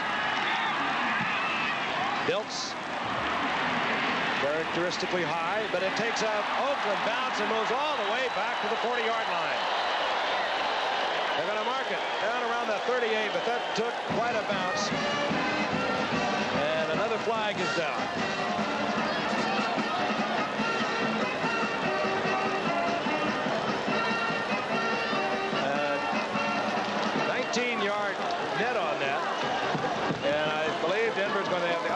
to kick it over.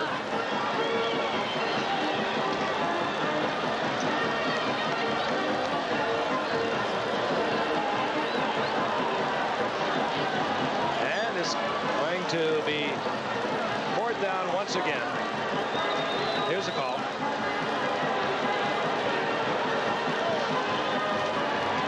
Illegal chop, and he goes against the Oakland Raiders. Said it before, there is almost no mistake Oakland has not made. And they've been playing this way all year long. And that, too, is a personal foul. That'll bring up a first down. All right, the ball at the 47-yard line of Denver.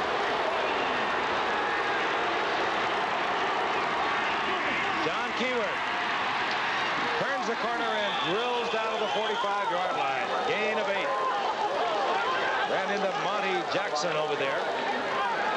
What a desperately poor turnaround for Oakland. Instead of having the ball first down, good field position on their own 40. The critical mistake gives Denver another opportunity. And this Denver team somehow takes advantage of opportunities. Right there, you saw Keyworth get good yardage, running left, turning the corner. Second down, 2. The ball right at the 45-yard line. Scotty Odoms adjusts. Rob Lytle. And Lytle gets the first down inside the 42-yard line. John Matuzak and Rod Martin in on the stop. You keep making mistakes like Oakland has been making. Keep missing touchdown scoring opportunities as Oakland did through the first quarter and much of the second quarter. Sooner or later, it takes some heart out of you. First and 10 inside the 42-yard line. Lonnie Perrin in now. Single setback, number 33. Gets the handoff. And bounces off Raiders down to the 36-yard line. Gain of 5. It'll be second and 5. John Matuzak, Monty Johnson in on the stop. Lonnie Perrin. Top running back for Denver thus far this year. Over 420 yards coming into tonight's game.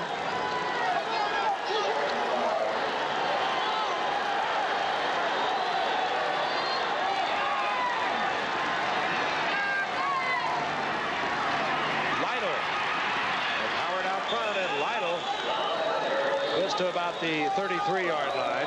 He had to get to the 31 for the first down. Monty Jackson again on the stop, and Lytle is sort of limping a little bit as he moves to the sideline. And it'll come Dave Preston, number 46.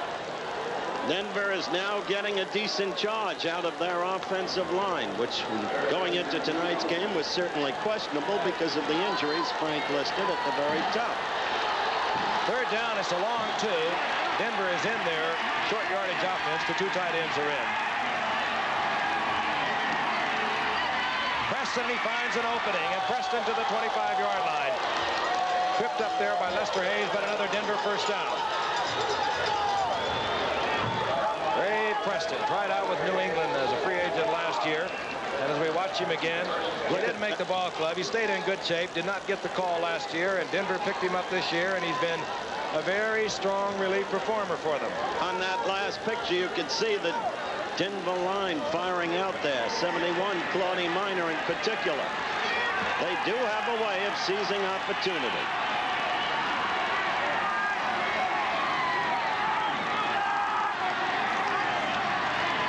Lonnie Perrin. And down goes Perrin. John Matuzak was there. Gain of a yard and a half. It'll be second down and 8. John Madden looking on. Let's take a look at his big defensive end who really got himself exercised in the first half. It cost Oakland a touchdown in all probability with 2 consecutive personal fouls. So he's playing quite a football game. Second and 8. Otis Armstrong in. Number 24 with Lonnie Perrin, 33. Setbacks for Denver. Inside 10 minutes of the third quarter. Craig Morton on a rollout, a bootleg. And who would believe it? That's certainly not Oakland, as a good call and another Denver first down. That was a great call with a lot of guts by Craig Morton. All of a sudden, he was playing like he was Steve Grogan. It was a great call. Let's look at it again. He hit the ball well, put it into Otis Armstrong's stomach, put it on his hip, and ambled to the first down, looked outfield, saw he could get no more, nothing more than a few bruises if he continued, so he stepped out of bounds at the 12-yard line. That's the best I've seen him run this year. Denver leading 7-6. Driving once again. They have a first down, 12-yard line of Oakland. Moses in motion. John Keyworth. And Keyworth battling to get back to the line of scrimmage. He doesn't make it. Charles Filyaw in there initially, and that upset all the blocking. He still picked up 3 yards on his own to lessen the loss. It was a great effort by him, and less than that by Filyaw. Greg Martin's been using all his backs tonight. Frank Keyworth has had 7 carries, Lytle 7, Preston 3. There was a loss of 3 yards. Second down, 13. Bart firing for Haven Moses. Touchdown. Yes, they do have a way. Blown coverage defensively. Moses wide open, not a Raider near him. So twice Denver has capitalized on Oakland mistakes. Remember, look at it from the end zone. And you'll see Moses wide open. Lester Hayes, 37, trying to get back into it, but Jack Tatum was the man I saw hit his helmet saying, oh, we blew it. And it's hard to pinpoint responsibility without knowing the defense, but definitely it was a foul up. Well, Tatum might have slipped a little. Turner for the conversion.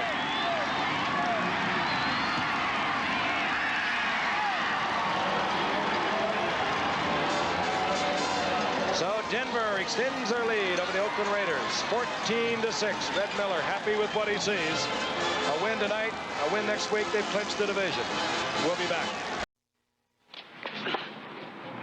Great shot. One more point. There's the game of tennis, and then there's the sport of tennis. When you're serious enough to play tennis as a sport, this is the ball you'll play. Penn. Penn, America's largest maker of tennis balls. With a live bounce and responsive feel, serious players demand. When you're serious about tennis, Penn is the ball you'll play. Penn tennis balls. Good game. Quite well. This is a Domino's Pizza Store, a store of pizza specialists. Pizza is the only thing Domino's Pizza makes. It enables them to do it right, starting with the freshest ingredients. Nothing is ever frozen, dehydrated, processed, or powdered. It's a wholesome, nutritious meal in itself. For hot, friendly, fast delivery, call Domino's Pizza.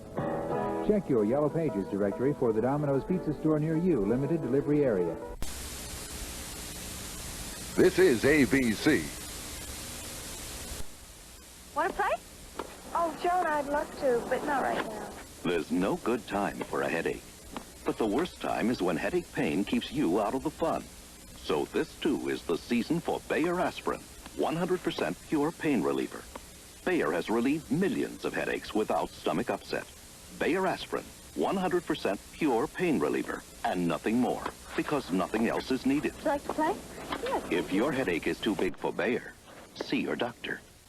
These fully race-prepped Chevy Camaros will be driven by 12 of the best drivers in the world in the International Race of Champions. Introducing the 1979 version of the ultimate Camaro.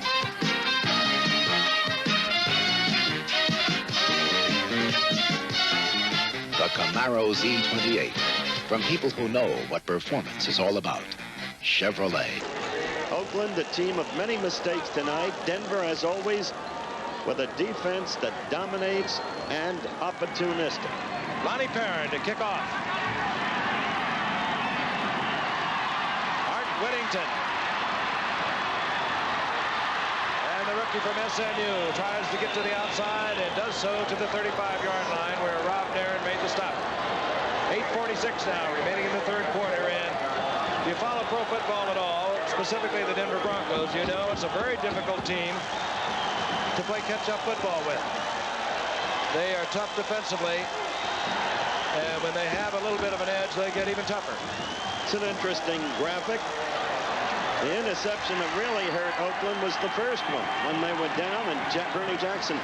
Pick it up, Frank. Van Egan. And Van Egan goes for a couple of yards. It'll be second down and 8, 37-yard line. Bernie Jackson picked it off on the 1-yard line, brought it back to the 4, and that really hurt Oakland early on. But that's their fault, and Denver's opportunist. Second and 8. Van Egan, 47 yards away from a 1,000-yard season. He's had 53 yards tonight. 9:53 now for the season. Stabler will pick up the blitz. But he could not find a receiver, and down he goes. Guess who? Randy Gratishard.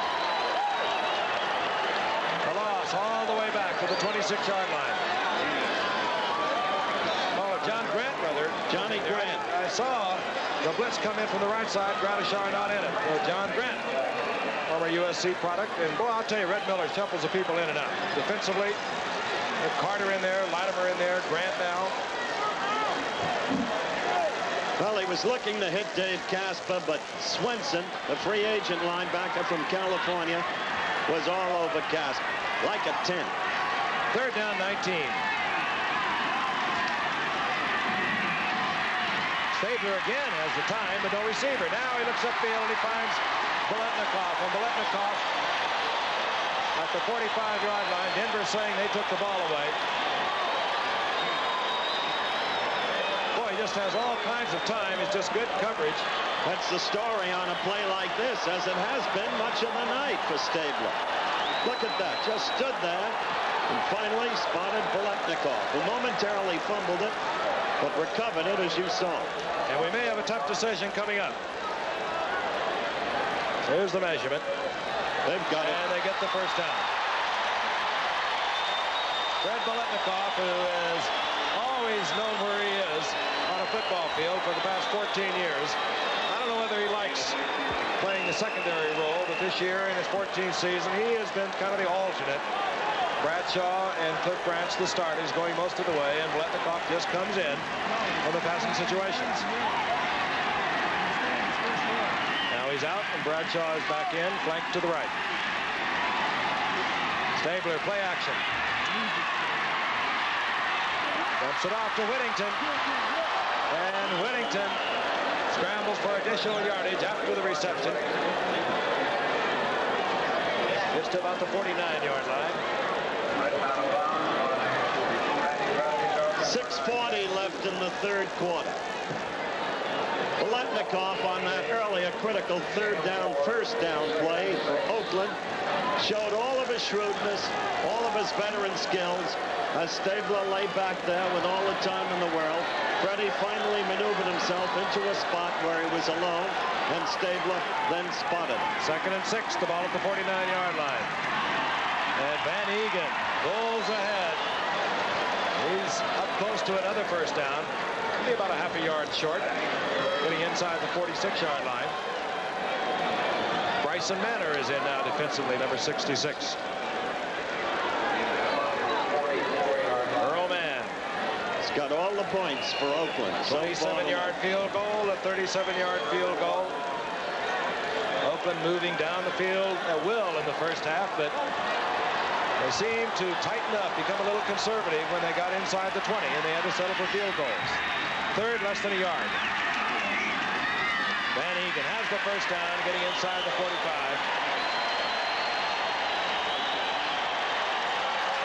I wonder if the Colgate team that upset Rutgers, as you look at the pom-poms, suddenly reemerge. I wonder if the Colgate team is another fullback for Oakland coming up. They've got a couple out of there. Marv Hubbard, of course, had a lot of records at Colgate. Along came Van Egan. He broke most of them. Marv Hubbard, of course, so many fine years with Oakland, also a Colgate graduate. Pete Banaszak is in, number 40, with Whittington, number 22. 5:02 remaining in the third quarter. Whittington And Whittington inside the 40-yard line, a gain of about 4. It'll be 2nd and 6. Denver now has brought back in their front 3. They have John Grant, Bryson Manor in there. Now they're back intact with Chavis, 79, Reuben Carter, 68, Lyle Alzado, number 77. Now's the time to watch Stabler's calls. 2nd and 6. Bradshaw, the 2 wide receivers, split to the right. Stabler in trouble. Fires and complete to Casper. First down at the 27-yard line. That was a great play by Stabler. In trouble. And in the genre of Craig Morton without mobility. Watch Rizzo. He comes in on the blitz. Stabler moves to the left, finds Casper, first down. I'll tell you, Casper doesn't get off the line of scrimmage easily. Swinson gives him a pop. He sees Stabler in trouble. He looks for an opening. And Stabler unloads. But just one pop. That's all they were allowed. A year ago, he'd have been fighting his way all the way downfield.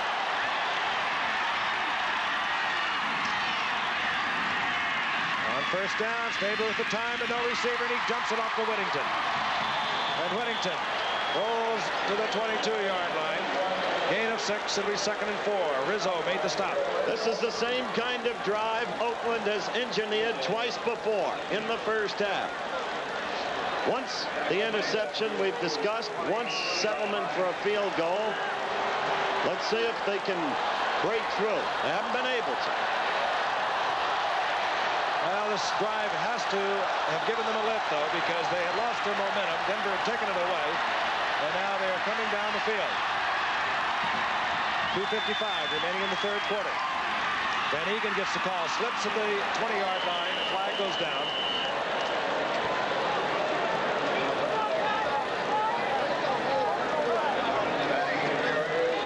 In holding, 14-6, and the holding call is going to go against Oakland, and what a heartbreaker has been for John Madden all night. He has had a lot of bad calls against him. Every critical call has been against Oakland. Oakland has to blame itself for that. This one, 63 Gene Upshaw, I think. The walk-off. Referee Gordon McCarter.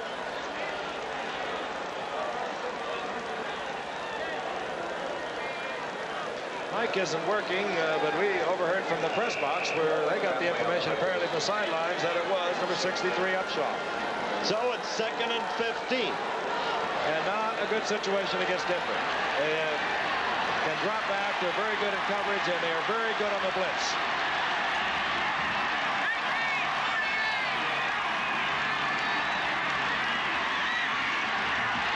Casper drops the football. And hustling over there, I believe, to pick it up is number 78, Art Shell. And he has the ball back. And there's a gain of 7 yards to the 25. It's going to be 3rd down and 8. Art Shell lumbering over there, all 6'5", 275 pounds, after Casper had dropped the ball. It's unbelievable. Here's Casper. Good throw. Good catch. Dave apparently on his way. The ball knocked out of his hand. Slapped it right out. They were lucky Shell was there to recover. Bob Swinson got the hand in there to jar the ball loose. 3rd and 8. Mark Van Egan, single setback. Stabler going deep. No flag. Bill Thompson tied up with Morris Bradshaw at the goal line. No flags down. And the crowd calling for a flag, but they'll get no response from the official. So Errol Mann comes out again. The man who was scorned a week ago. Openly, the coach had no confidence in him. Didn't use him in a field goal situation. He had failed to convert, and that point cost Oakland the 17-16 loss to Seattle. Now, he's looking at a 42-yard field goal. And that matches or would match his longest attempt of the year. Man who holds the ball, a quarterback, Dave Hum.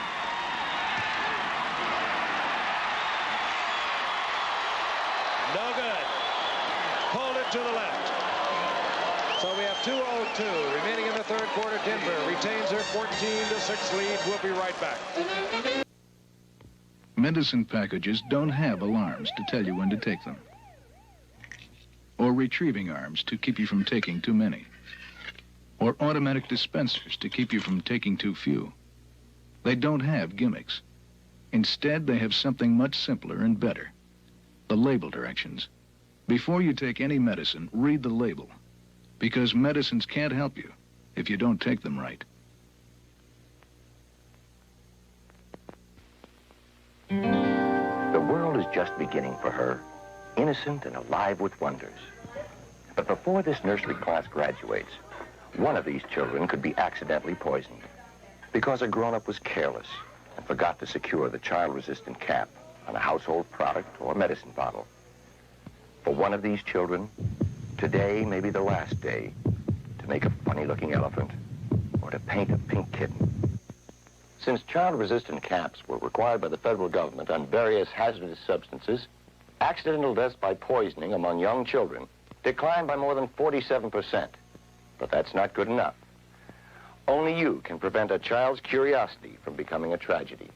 Be sure to resecure child-resistant caps properly on the products you use. It's every child's birthright to grow up in safety. She depends on you to protect that right. What if you were swept up in disaster? What if your kid were drowning? What if your father were dying for blood? And what if nobody cared? Red Cross cares about a lot of things that cost a lot of money. But we think life is worth it, don't you? We're counting on you. Red Cross, the good neighbor. Peace Corps is an individual experience. The success of Peace Corps lies in just the volunteer himself. And it's up to you to decide what you want to do and what you're looking for in your experience. For me, it's broadened my scope of seeing things. So I recommend it to anybody. It may not be the easiest 2 years of your life, but it could be the most rewarding. Call toll-free 800-424-8580. Peace Corps, the toughest job you'll ever love.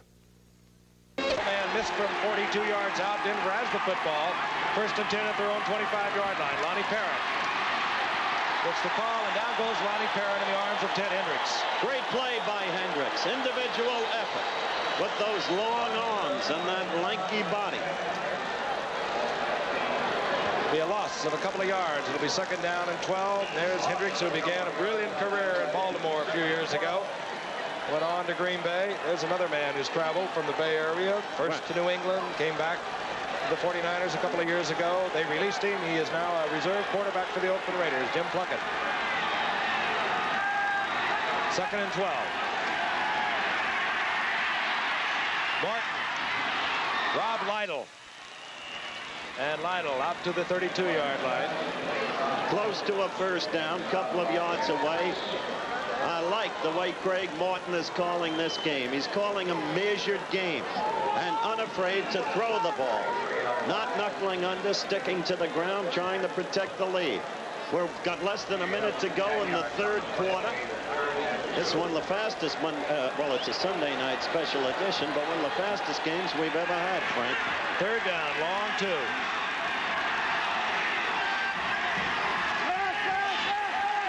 Martin looking for Dalvin, and Dalvin covered well by number 37, Lester Hayes, and also dropping back Monty Johnson. We're going to pause 5 seconds and allow our stations to let you know who's bringing you tonight's football telecast.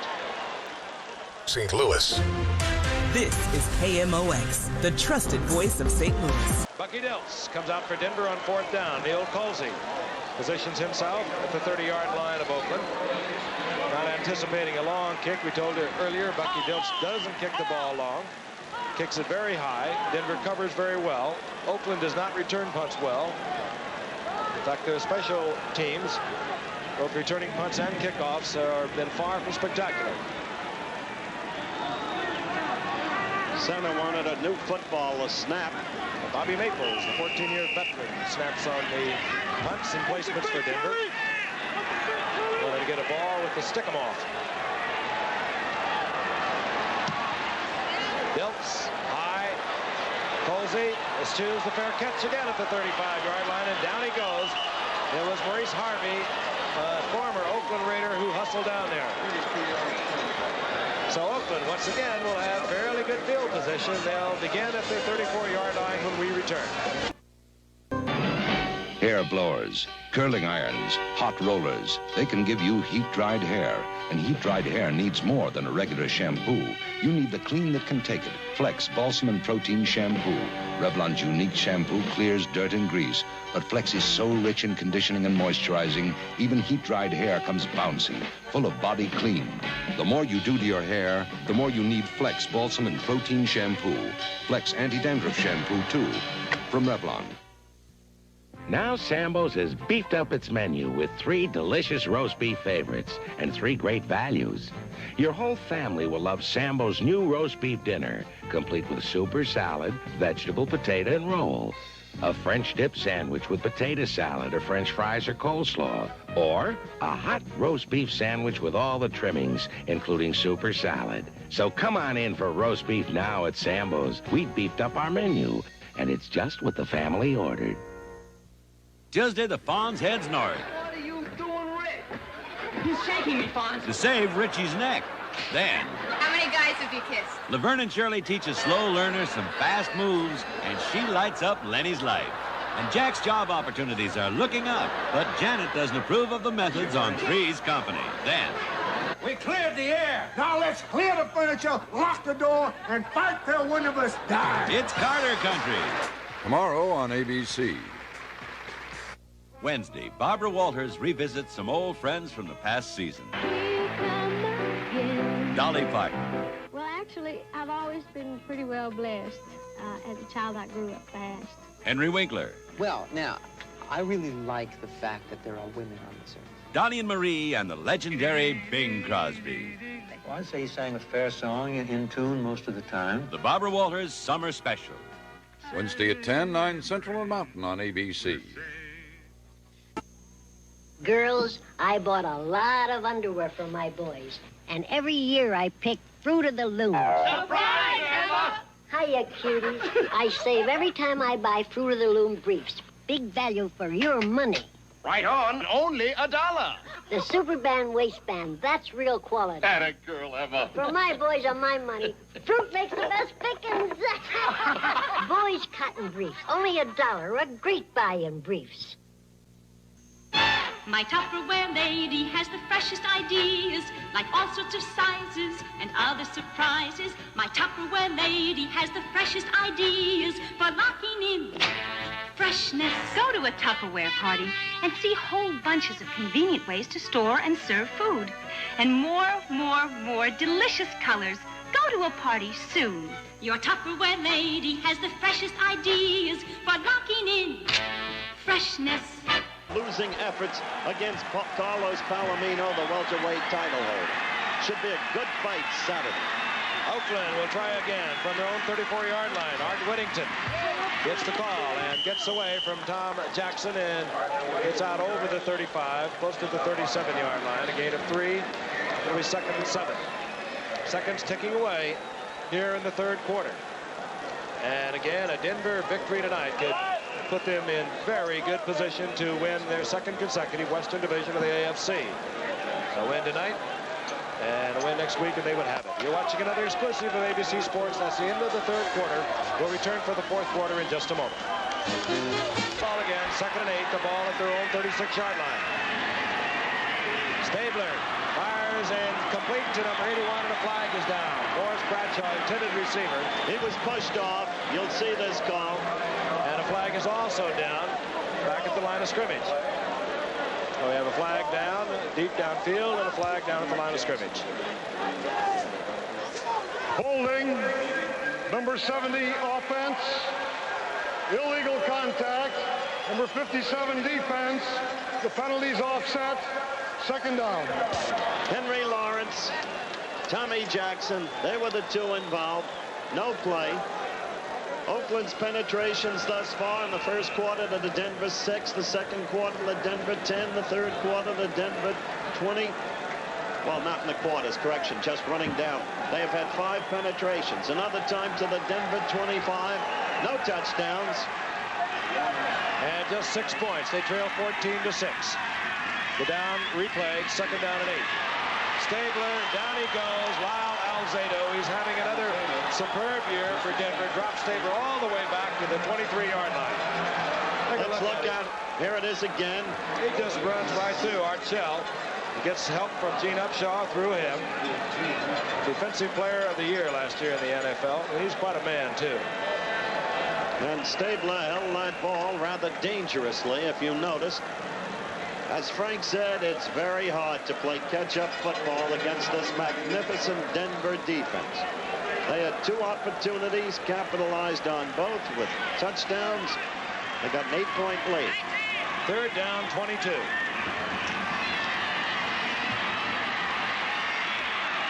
Stabler has to settle for less, and he goes to Cliff Branch, who gets back to the original line of scrimmage out of the 35-yard line, but it'll be 4th down.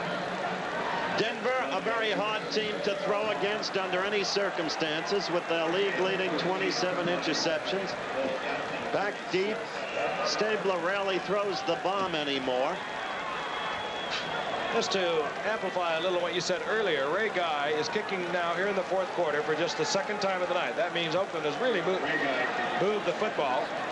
Rick Upchurch is back at the 20-yard line.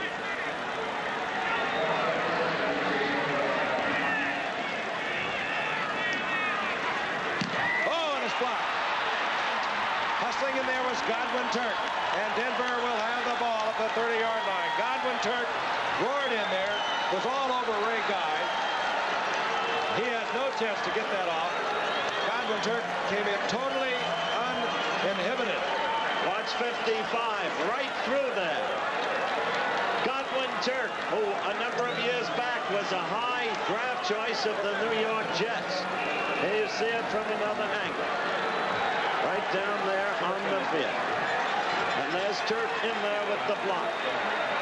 Denver with a 14-6 lead. Field position at the 30-yard line. Handoff, John Keyword. Keyword squeezes out a yard and a half. There's Godwin Turk. He had the look and cut of a good football player. And Oakland, hold on, Denver lost the ball. Up with the ball. Denver lost the ball on that last play. Phil Villapiano picked up the fumble by Keyword. Watch number 41. He'll come into your shot.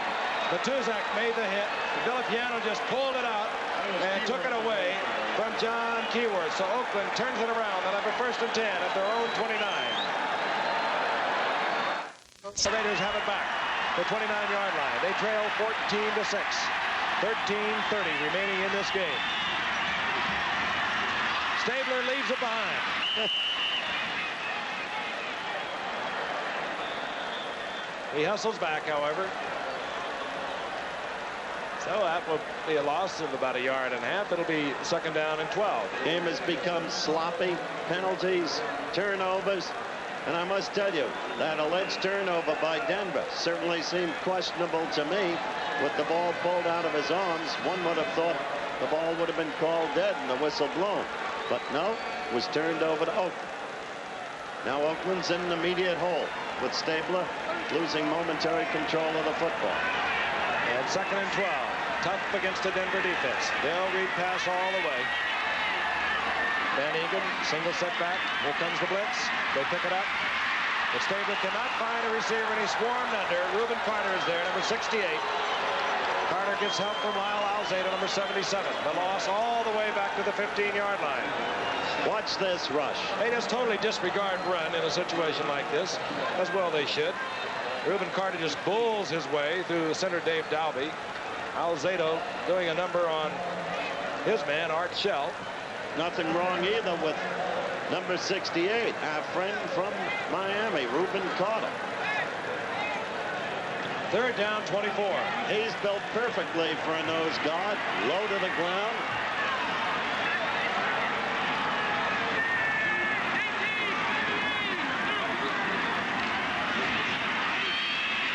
Casper is open.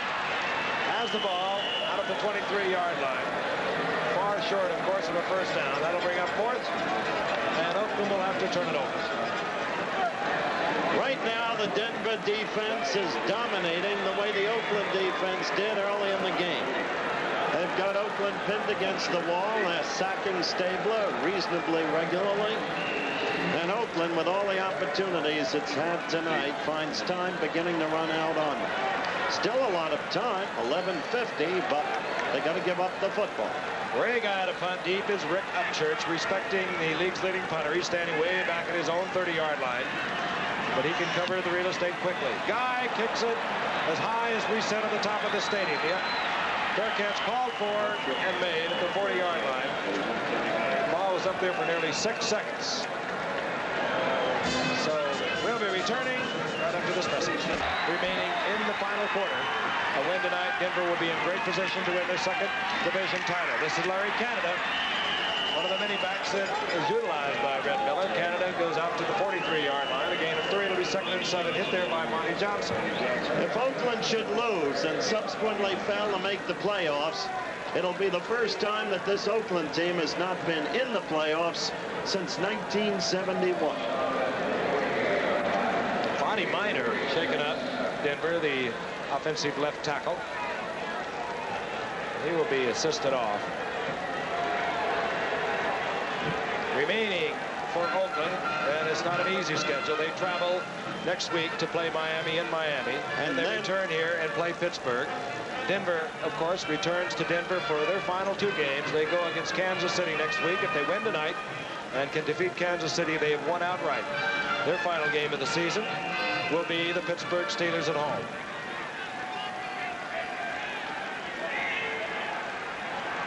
So for Oakland, it's Miami and then Minnesota.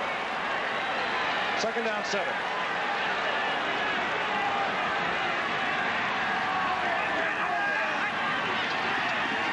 Curtis Armstrong. Armstrong, in his first carry of the night, gets out over the 45-yard line, out around the 47-yard line, short of the first down. You saw the blocking wall form there for Armstrong, mentioning the fact that Oakland must play Minnesota. You've got to remember that Minnesota has the capacity to beat any team. We had them on a Thursday night when Tarkenton racked up the Dallas Cowboys.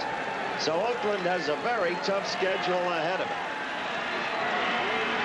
And Denver, of course, with the head-to-head edge, should there be a tie with both Oakland. They have beaten Oakland once already. They beat Seattle twice. They have the better intra-division record. 3rd and short, and Morton goes down at the 45-yard line to bring up 4th down. Big John Matuzik. Well, you've got to give him credit. He is playing, apart from those terrible penalties against him, as you look at him isolated there, fighting off the block, and now getting over to Morton from the rear. A big play for Oakland with 10:15 left. Denver must relinquish the ball. Bucky Dilts will punt. Neil Colsey is awaiting the ball at the 20.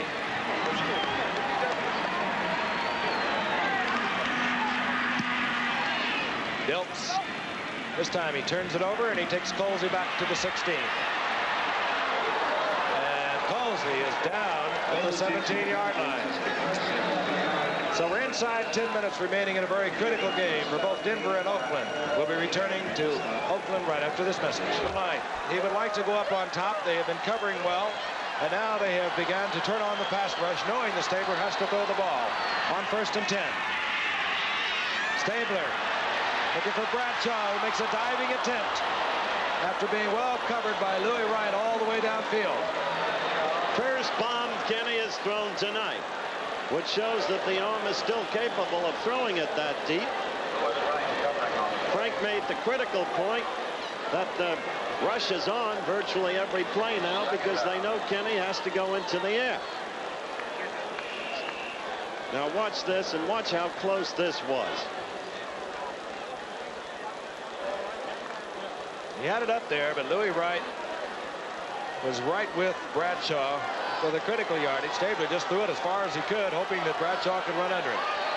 2nd down and 10. And across the middle is Whittington, and Whittington moves out to the 24-yard line. We'll have a gain of about 5. It'll It'll be 3rd and 5. Randy Gradishar sliding over there to pound Whittington. Here in the second half, it seems as if almost every series of downs, Oakland has the ball. Stabler faces a critical 3rd down situation. John Madden did such a superb job. He took over the head coaching range in '69. Got a dual Super Bowl title following the '76 season. 3rd down 5. Stabler looking for Branch. Branch was covered, and down he goes. The sack, number 72, Don Latimer. And Stabler is having a difficult time getting up, holding his left shoulder. You hate to see this. We'll look at it again. When you realize the greatness through the years of Stabler as a quarterback, you just hate to see this happen to him, because somehow it symbolizes all of the difficulties this great quarterback has had this year. In his time, there have been few, if any, better than Kenny Stabler. We'll be right back. Large human being in every respect. Walks out to the field. He doesn't play it cool like a lot of coaches, you know. He cares about Kenny Stabler. He walked out to see how he was doing. Meanwhile, Dave Humm has warmed up on the sidelines. Dave Humm, and of course behind this gentleman is Jim Plunkett. But Dave Humm this year has had 5 attempts. He's had 2 completions, a 5th-round draft pick back in '75. 3 years, he's had 48 attempts. Well, it's not a heck of a lot of experience if Kenny Stabler can't return. Okay, Ray Guy will kick. Deep is Rick Upchurch. There's Rick standing at his own 40-yard line. Guy will begin from the end zone. Kicks it from the 2. Rick Upchurch at the 45. And this time, good coverage by Oakland. Upchurch was just inside the 50-yard line when the whistle blew. And we'll remind you again, college football coming your way on Saturday, regional coverage. So check the listing in your area for the game you will be watching. First, the Division II championship will be Delaware versus Eastern Illinois. Massachusetts against Nevada Reno, Division I AA semifinal.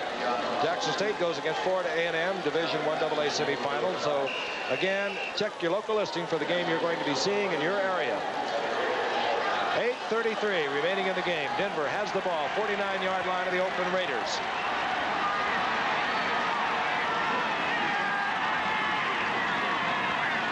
Otis Armstrong. And Armstrong gets down to close to the 45-yard line. A gain of 3. It'll be 2nd down and 7. We talked earlier, as you look at Kenny Stabler, they're checking his eyes, looking into his eyes to make sure he's got his senses about him. Now he goes to the oxygen, I presume. In the meantime, we talked earlier about the way Red Miller uses all of his backs, 5 of them. I still feel that Otis Armstrong, who's been a great 1,000-yard man, if used regularly, could get up in that area again. 2nd and 7. The ball just inside the 46. Keyworth gets the call or rather Lonnie Perrin gets the call over the right side, gets a yard and a half. It'll be 3rd and 5 as Craig Morton now is as much concerned about the clock as anything else and is ticking away some very critical seconds for the Oakland Raiders. 7:35 counting down. Incidentally, talking of injuries, as we were in Kenny Stabler's case, Earl Campbell, we are now told, is uncertain for next week in the sense that they want to re-X-ray him. 3rd and 5.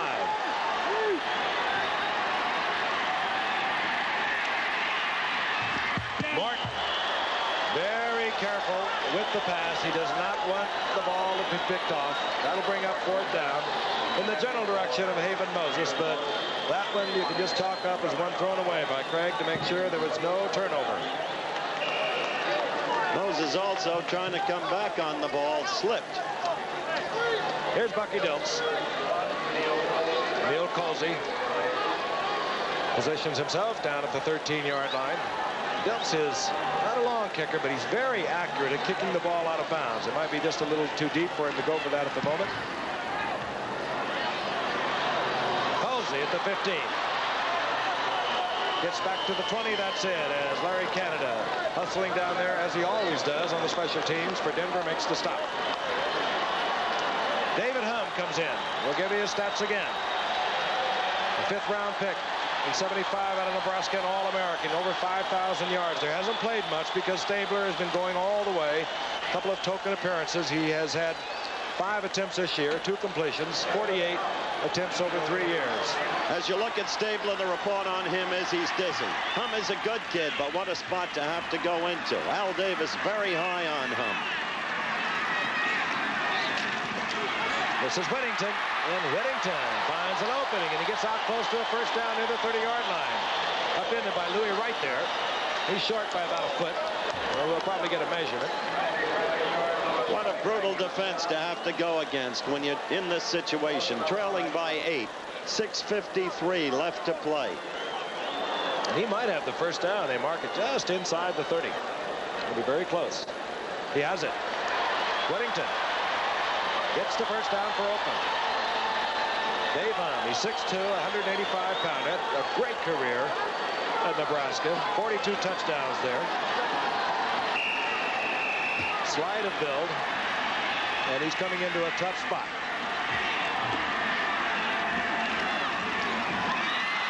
Goodbye. And Mark Van Eegen dropped the football. This is Gradishar. I don't believe he was touched by any of the Raiders, in which case it's going to be 6. He went to his knees, but he had not been touched. He was able to get up. He pounds into the end zone, and Denver is looking mighty good. You saw the anguish on John Madden's face, and why not?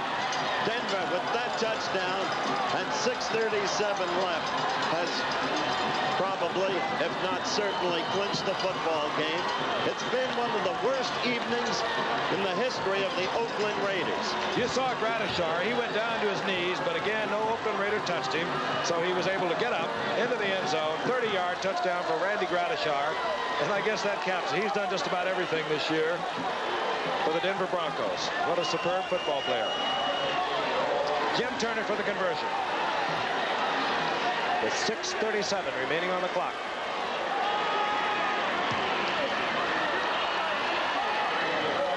And Denver extends their lead, 21-6. And if we take a look at Mark Van Eegen, I don't believe he ever had control of it. Started to tuck it away, and perhaps from a sweaty forearm, the ball slid out. Gradishar was right there, as he always is. Dave Hum made an attempt, but Randy Gradishar roars for 30 and 6. Oh, clumsy me. Janet, you seem so jumpy. My doctor says caffeine makes me nervous, but I don't like decaffeinated coffee. New Sanka brand is different. It now has more real coffee aroma and taste. Smells real. This is real coffee. This room really looks better.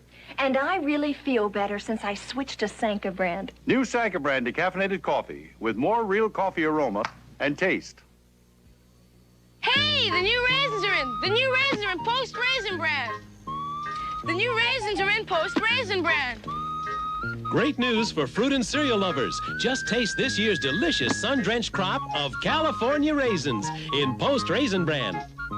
Post has so many sweet, tender raisins. You can get them in every mouthful. The new raisins are in Post Raisin Bran. And for fruit and cereal lovers, that's delicious news.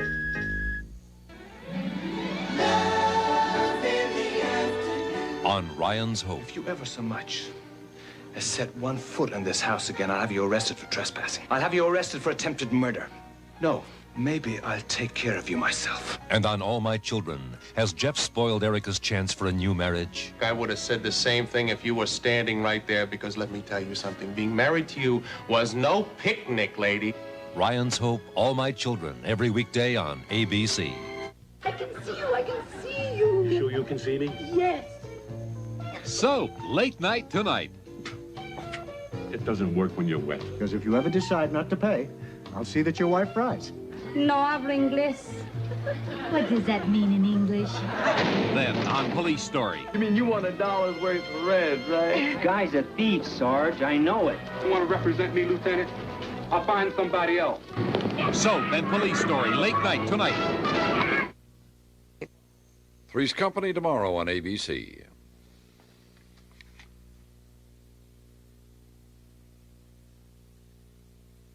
For a touchdown, And so it's 21-6 Denver. Here's the kickoff. Lonnie Perrin.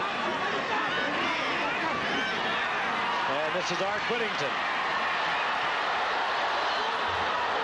And Whittington, who never gives up, scrambles out to the 36-yard line. And the Oakland offensive unit comes back out onto the field. Assuming Oakland loses this game, it'll take almost a miracle for them to make the playoffs. A, in view of their schedule, and B, in view of the other wild card teams in the league, or potential wild card teams. Remember, they play Miami and Minnesota in consecutive weeks. And of course, Seattle would have to hope that Denver would lose their remaining two while they won their remaining two against Kansas City and San Diego. Hum throws it up. This will be Foley. His 6th interception of the year. And Foley to midfield, and a flag goes down. Watching this on near comedy of errors on the part of Oakland tonight, and looking back to the excellence of Oakland over the recent years, it's hard to believe that this has happened to this team, but as Frank told you, 16 men from the team of a year ago are not here now. It's been a team that's tried to win while they have changed. They have changed almost 3 of their 4 secondary men. They have had an unusual amount of injuries. And while some of the large names stay, you learn more and more about this game. Paul Revere got all the credit. He really had to have his horse. And the men in the trenches make the difference. Otis Armstrong turns the corner and gets the first down. Inside the 40, another flag goes down.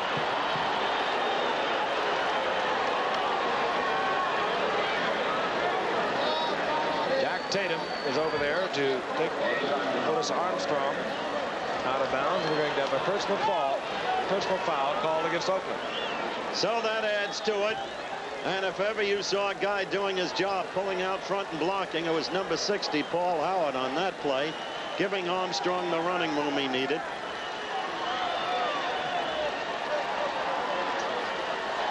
Pride and poise. As you look at the official there, his mic's not working on the call. Pride and poise has been the maxim governing the Raiders through all of the recent years. But tonight, this team had no poise. And it's losing its pride in the face of Denver's play. 1st and 10. Inside the 25. The handoff goes to Larry Canada. And the rookie from Wisconsin, who tried out last year with the Denver Broncos, left camp because of personal reasons, got another shot. Gets 4 yards. It'll be 2nd down and 6. And you know this man has got to be upset. He believes in one thing, and that is winning. And he has been a winner for so many years, and it pains him when he doesn't. I spent much of the day with him. He's in absolute agony. He knows that last week's loss to Seattle was the turning point for Oakland's playoff hopes. 2nd and 6. Armstrong rolls ahead for a couple of yards, short of the first down. It'll be 3rd down, a long 2. And Denver continues to work on the clock. You mentioned Larry Canada a minute ago. As you look at Red Miller, who certainly deserves much of the credit for Denver hanging in there all this year, especially after its unexpected and jolting loss to the Jets, 31-28, when they had the Jets 28-7 at one point. But that Larry Canada has been a fine player all night on special teams, too. 3rd down, 3 yards. Canada just making sure that he holds on to the football. That'll bring up a 4th down. Otis Sistrom finally wrestled Canada to the ground. And we should see Jim Turner. There he is, old High Tops himself. Went to Denver in '71 in a trade even up for Bobby Howfield because the Jets thought he couldn't kick the ball far enough. And that rarefied air, I will admit, has helped Turner's career. He is now in his 15th year. He's kicked 289 of these things over that period of time. Bland, of course, has the record of 335 field goals.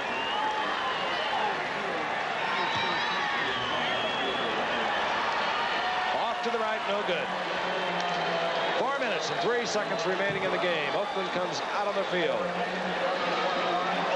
I'll tell you about some exciting bowl action coming your way on ABC. The Liberty Bowl first. That's Saturday, December the 23rd. Missouri goes against LSU.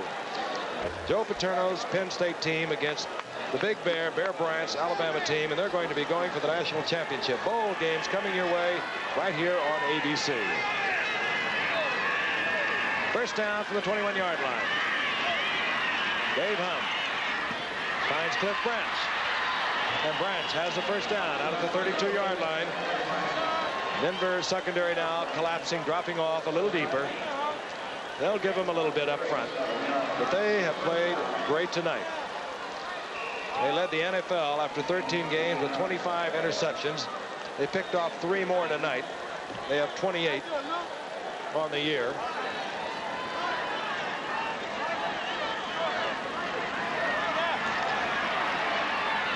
Looking, fires for Branch, and it's complete.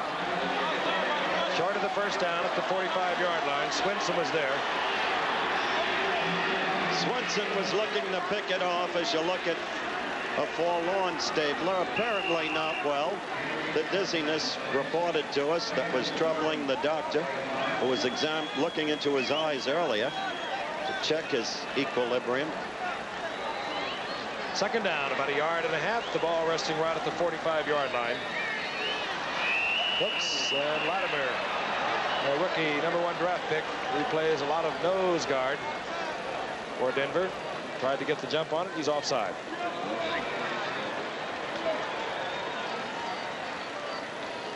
Here's Norris Weiss, the backup quarterback for the Denver Broncos. Started a couple of games this year. Sensible to put him in, protect Morton. With Pittsburgh yet to be played after Kansas City on the remaining Denver schedule. Denver certainly has turned around its fortunes against Oakland. 2:55. 21-6. Denver over Oakland. Branch does not hold on at the 35-yard line. That's been another of their problems this year. Branch dropped 2 last Sunday against Seattle. 48 touchdowns in 5 years for this young man. Howard told you earlier, this year, 1 touchdown. Part of a team that's had many problems. Injuries took away John Vella, their right tackle. Clarence Davis, Terry Robisky figured to be their setback along with Van Egan. Both of them gone for the year, knee injuries. On 2nd and 10. Van Egan drops it. How do you like this at home, folks? Those of you who are still with us, watching Oakland play this kind of football. The silver and black. The very colors, a symbol in their own way. Powerful colors of the efficiency and power of Oakland through the years. Reduced to this kind of redundancy of error. 3rd down 10. A long night for this Raider team. They dominated, at least in terms of possession in the first half, but they couldn't put the points on the board. He has a lot of time. And again, like Stabler, no receiver. Biletnikoff with 4 Denver Broncos surrounding him.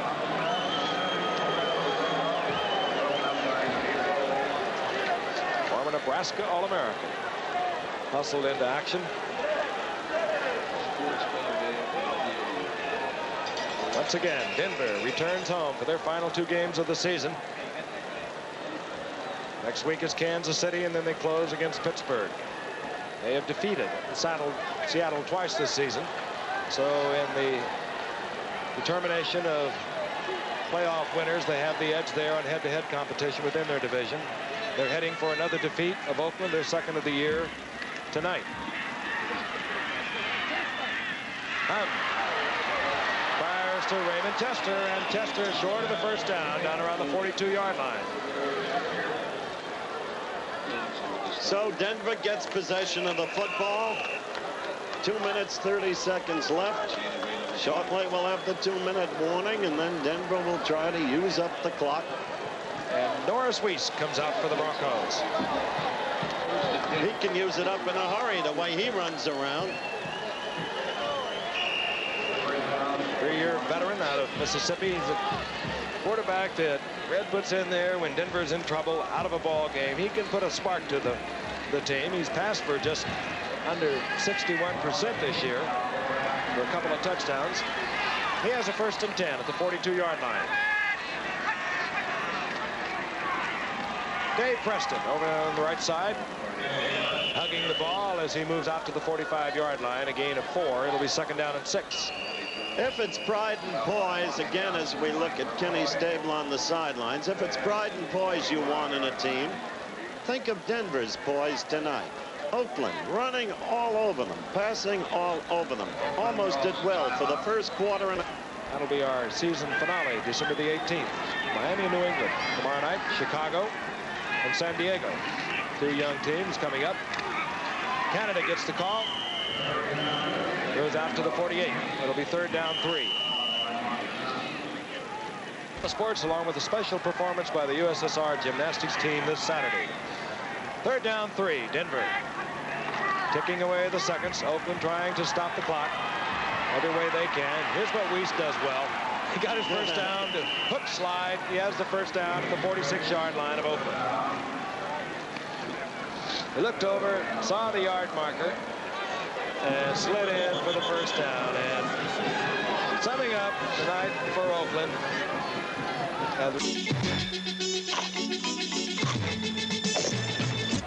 As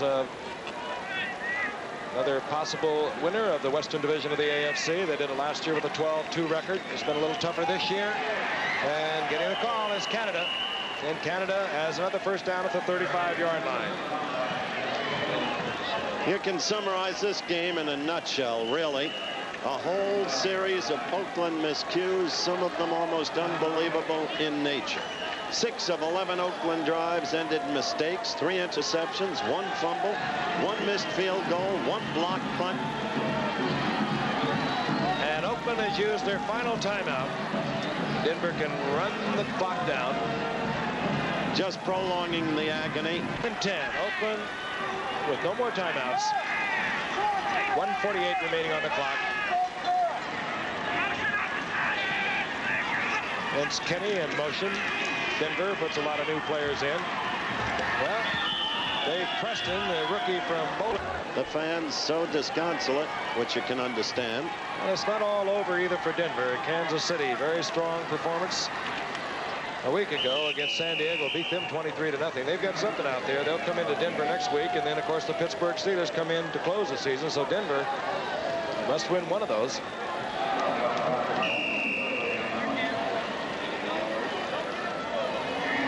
Third down 7.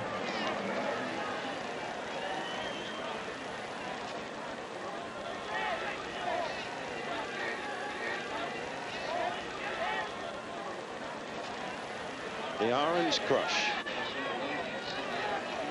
Seconds ticking away, and a sellout crowd of over 54,000 has dwindled down to, well, really a shocked few that has stayed on to watch Oakland deep in trouble now as far as any kind of playoff hopes are concerned. Preston around the right side. I'd like to thank our statistician and research man Jerry Klein, our sponsor Steve DeZica, our booth assistant Bob Rosberg. Also tell you the executive producer of ABC Sports is Brune Arledge. ABC's NFL Monday Night Football produced, of course, by Dennis Lewin, directed by Chet Forty, our technical director Bill Morris, associate director Rob Beiner. Miller keeps intact his mark of never having lost 2 consecutive games. Flag goes down, so this will not be the last play. Up goes to Van Egan. And Van Egan.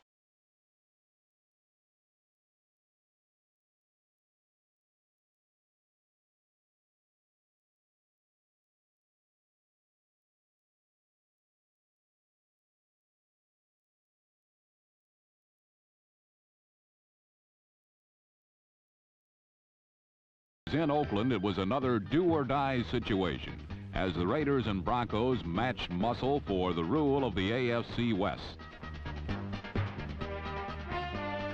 Denver's defense won the duel by containing Oakland and capitalizing on a number of Raider turnovers.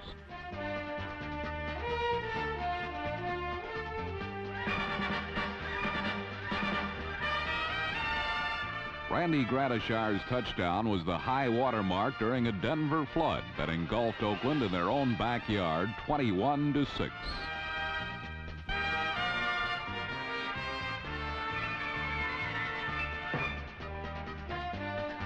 Taking sole possession of the lead of their division, the Broncos pillaged and burned the Raiders' ship to the sea, then bid them adieu, content in the knowledge that one victory will secure a second straight Western Division crown, a prize that once exclusively belonged to those pride and poise boys of yesterday.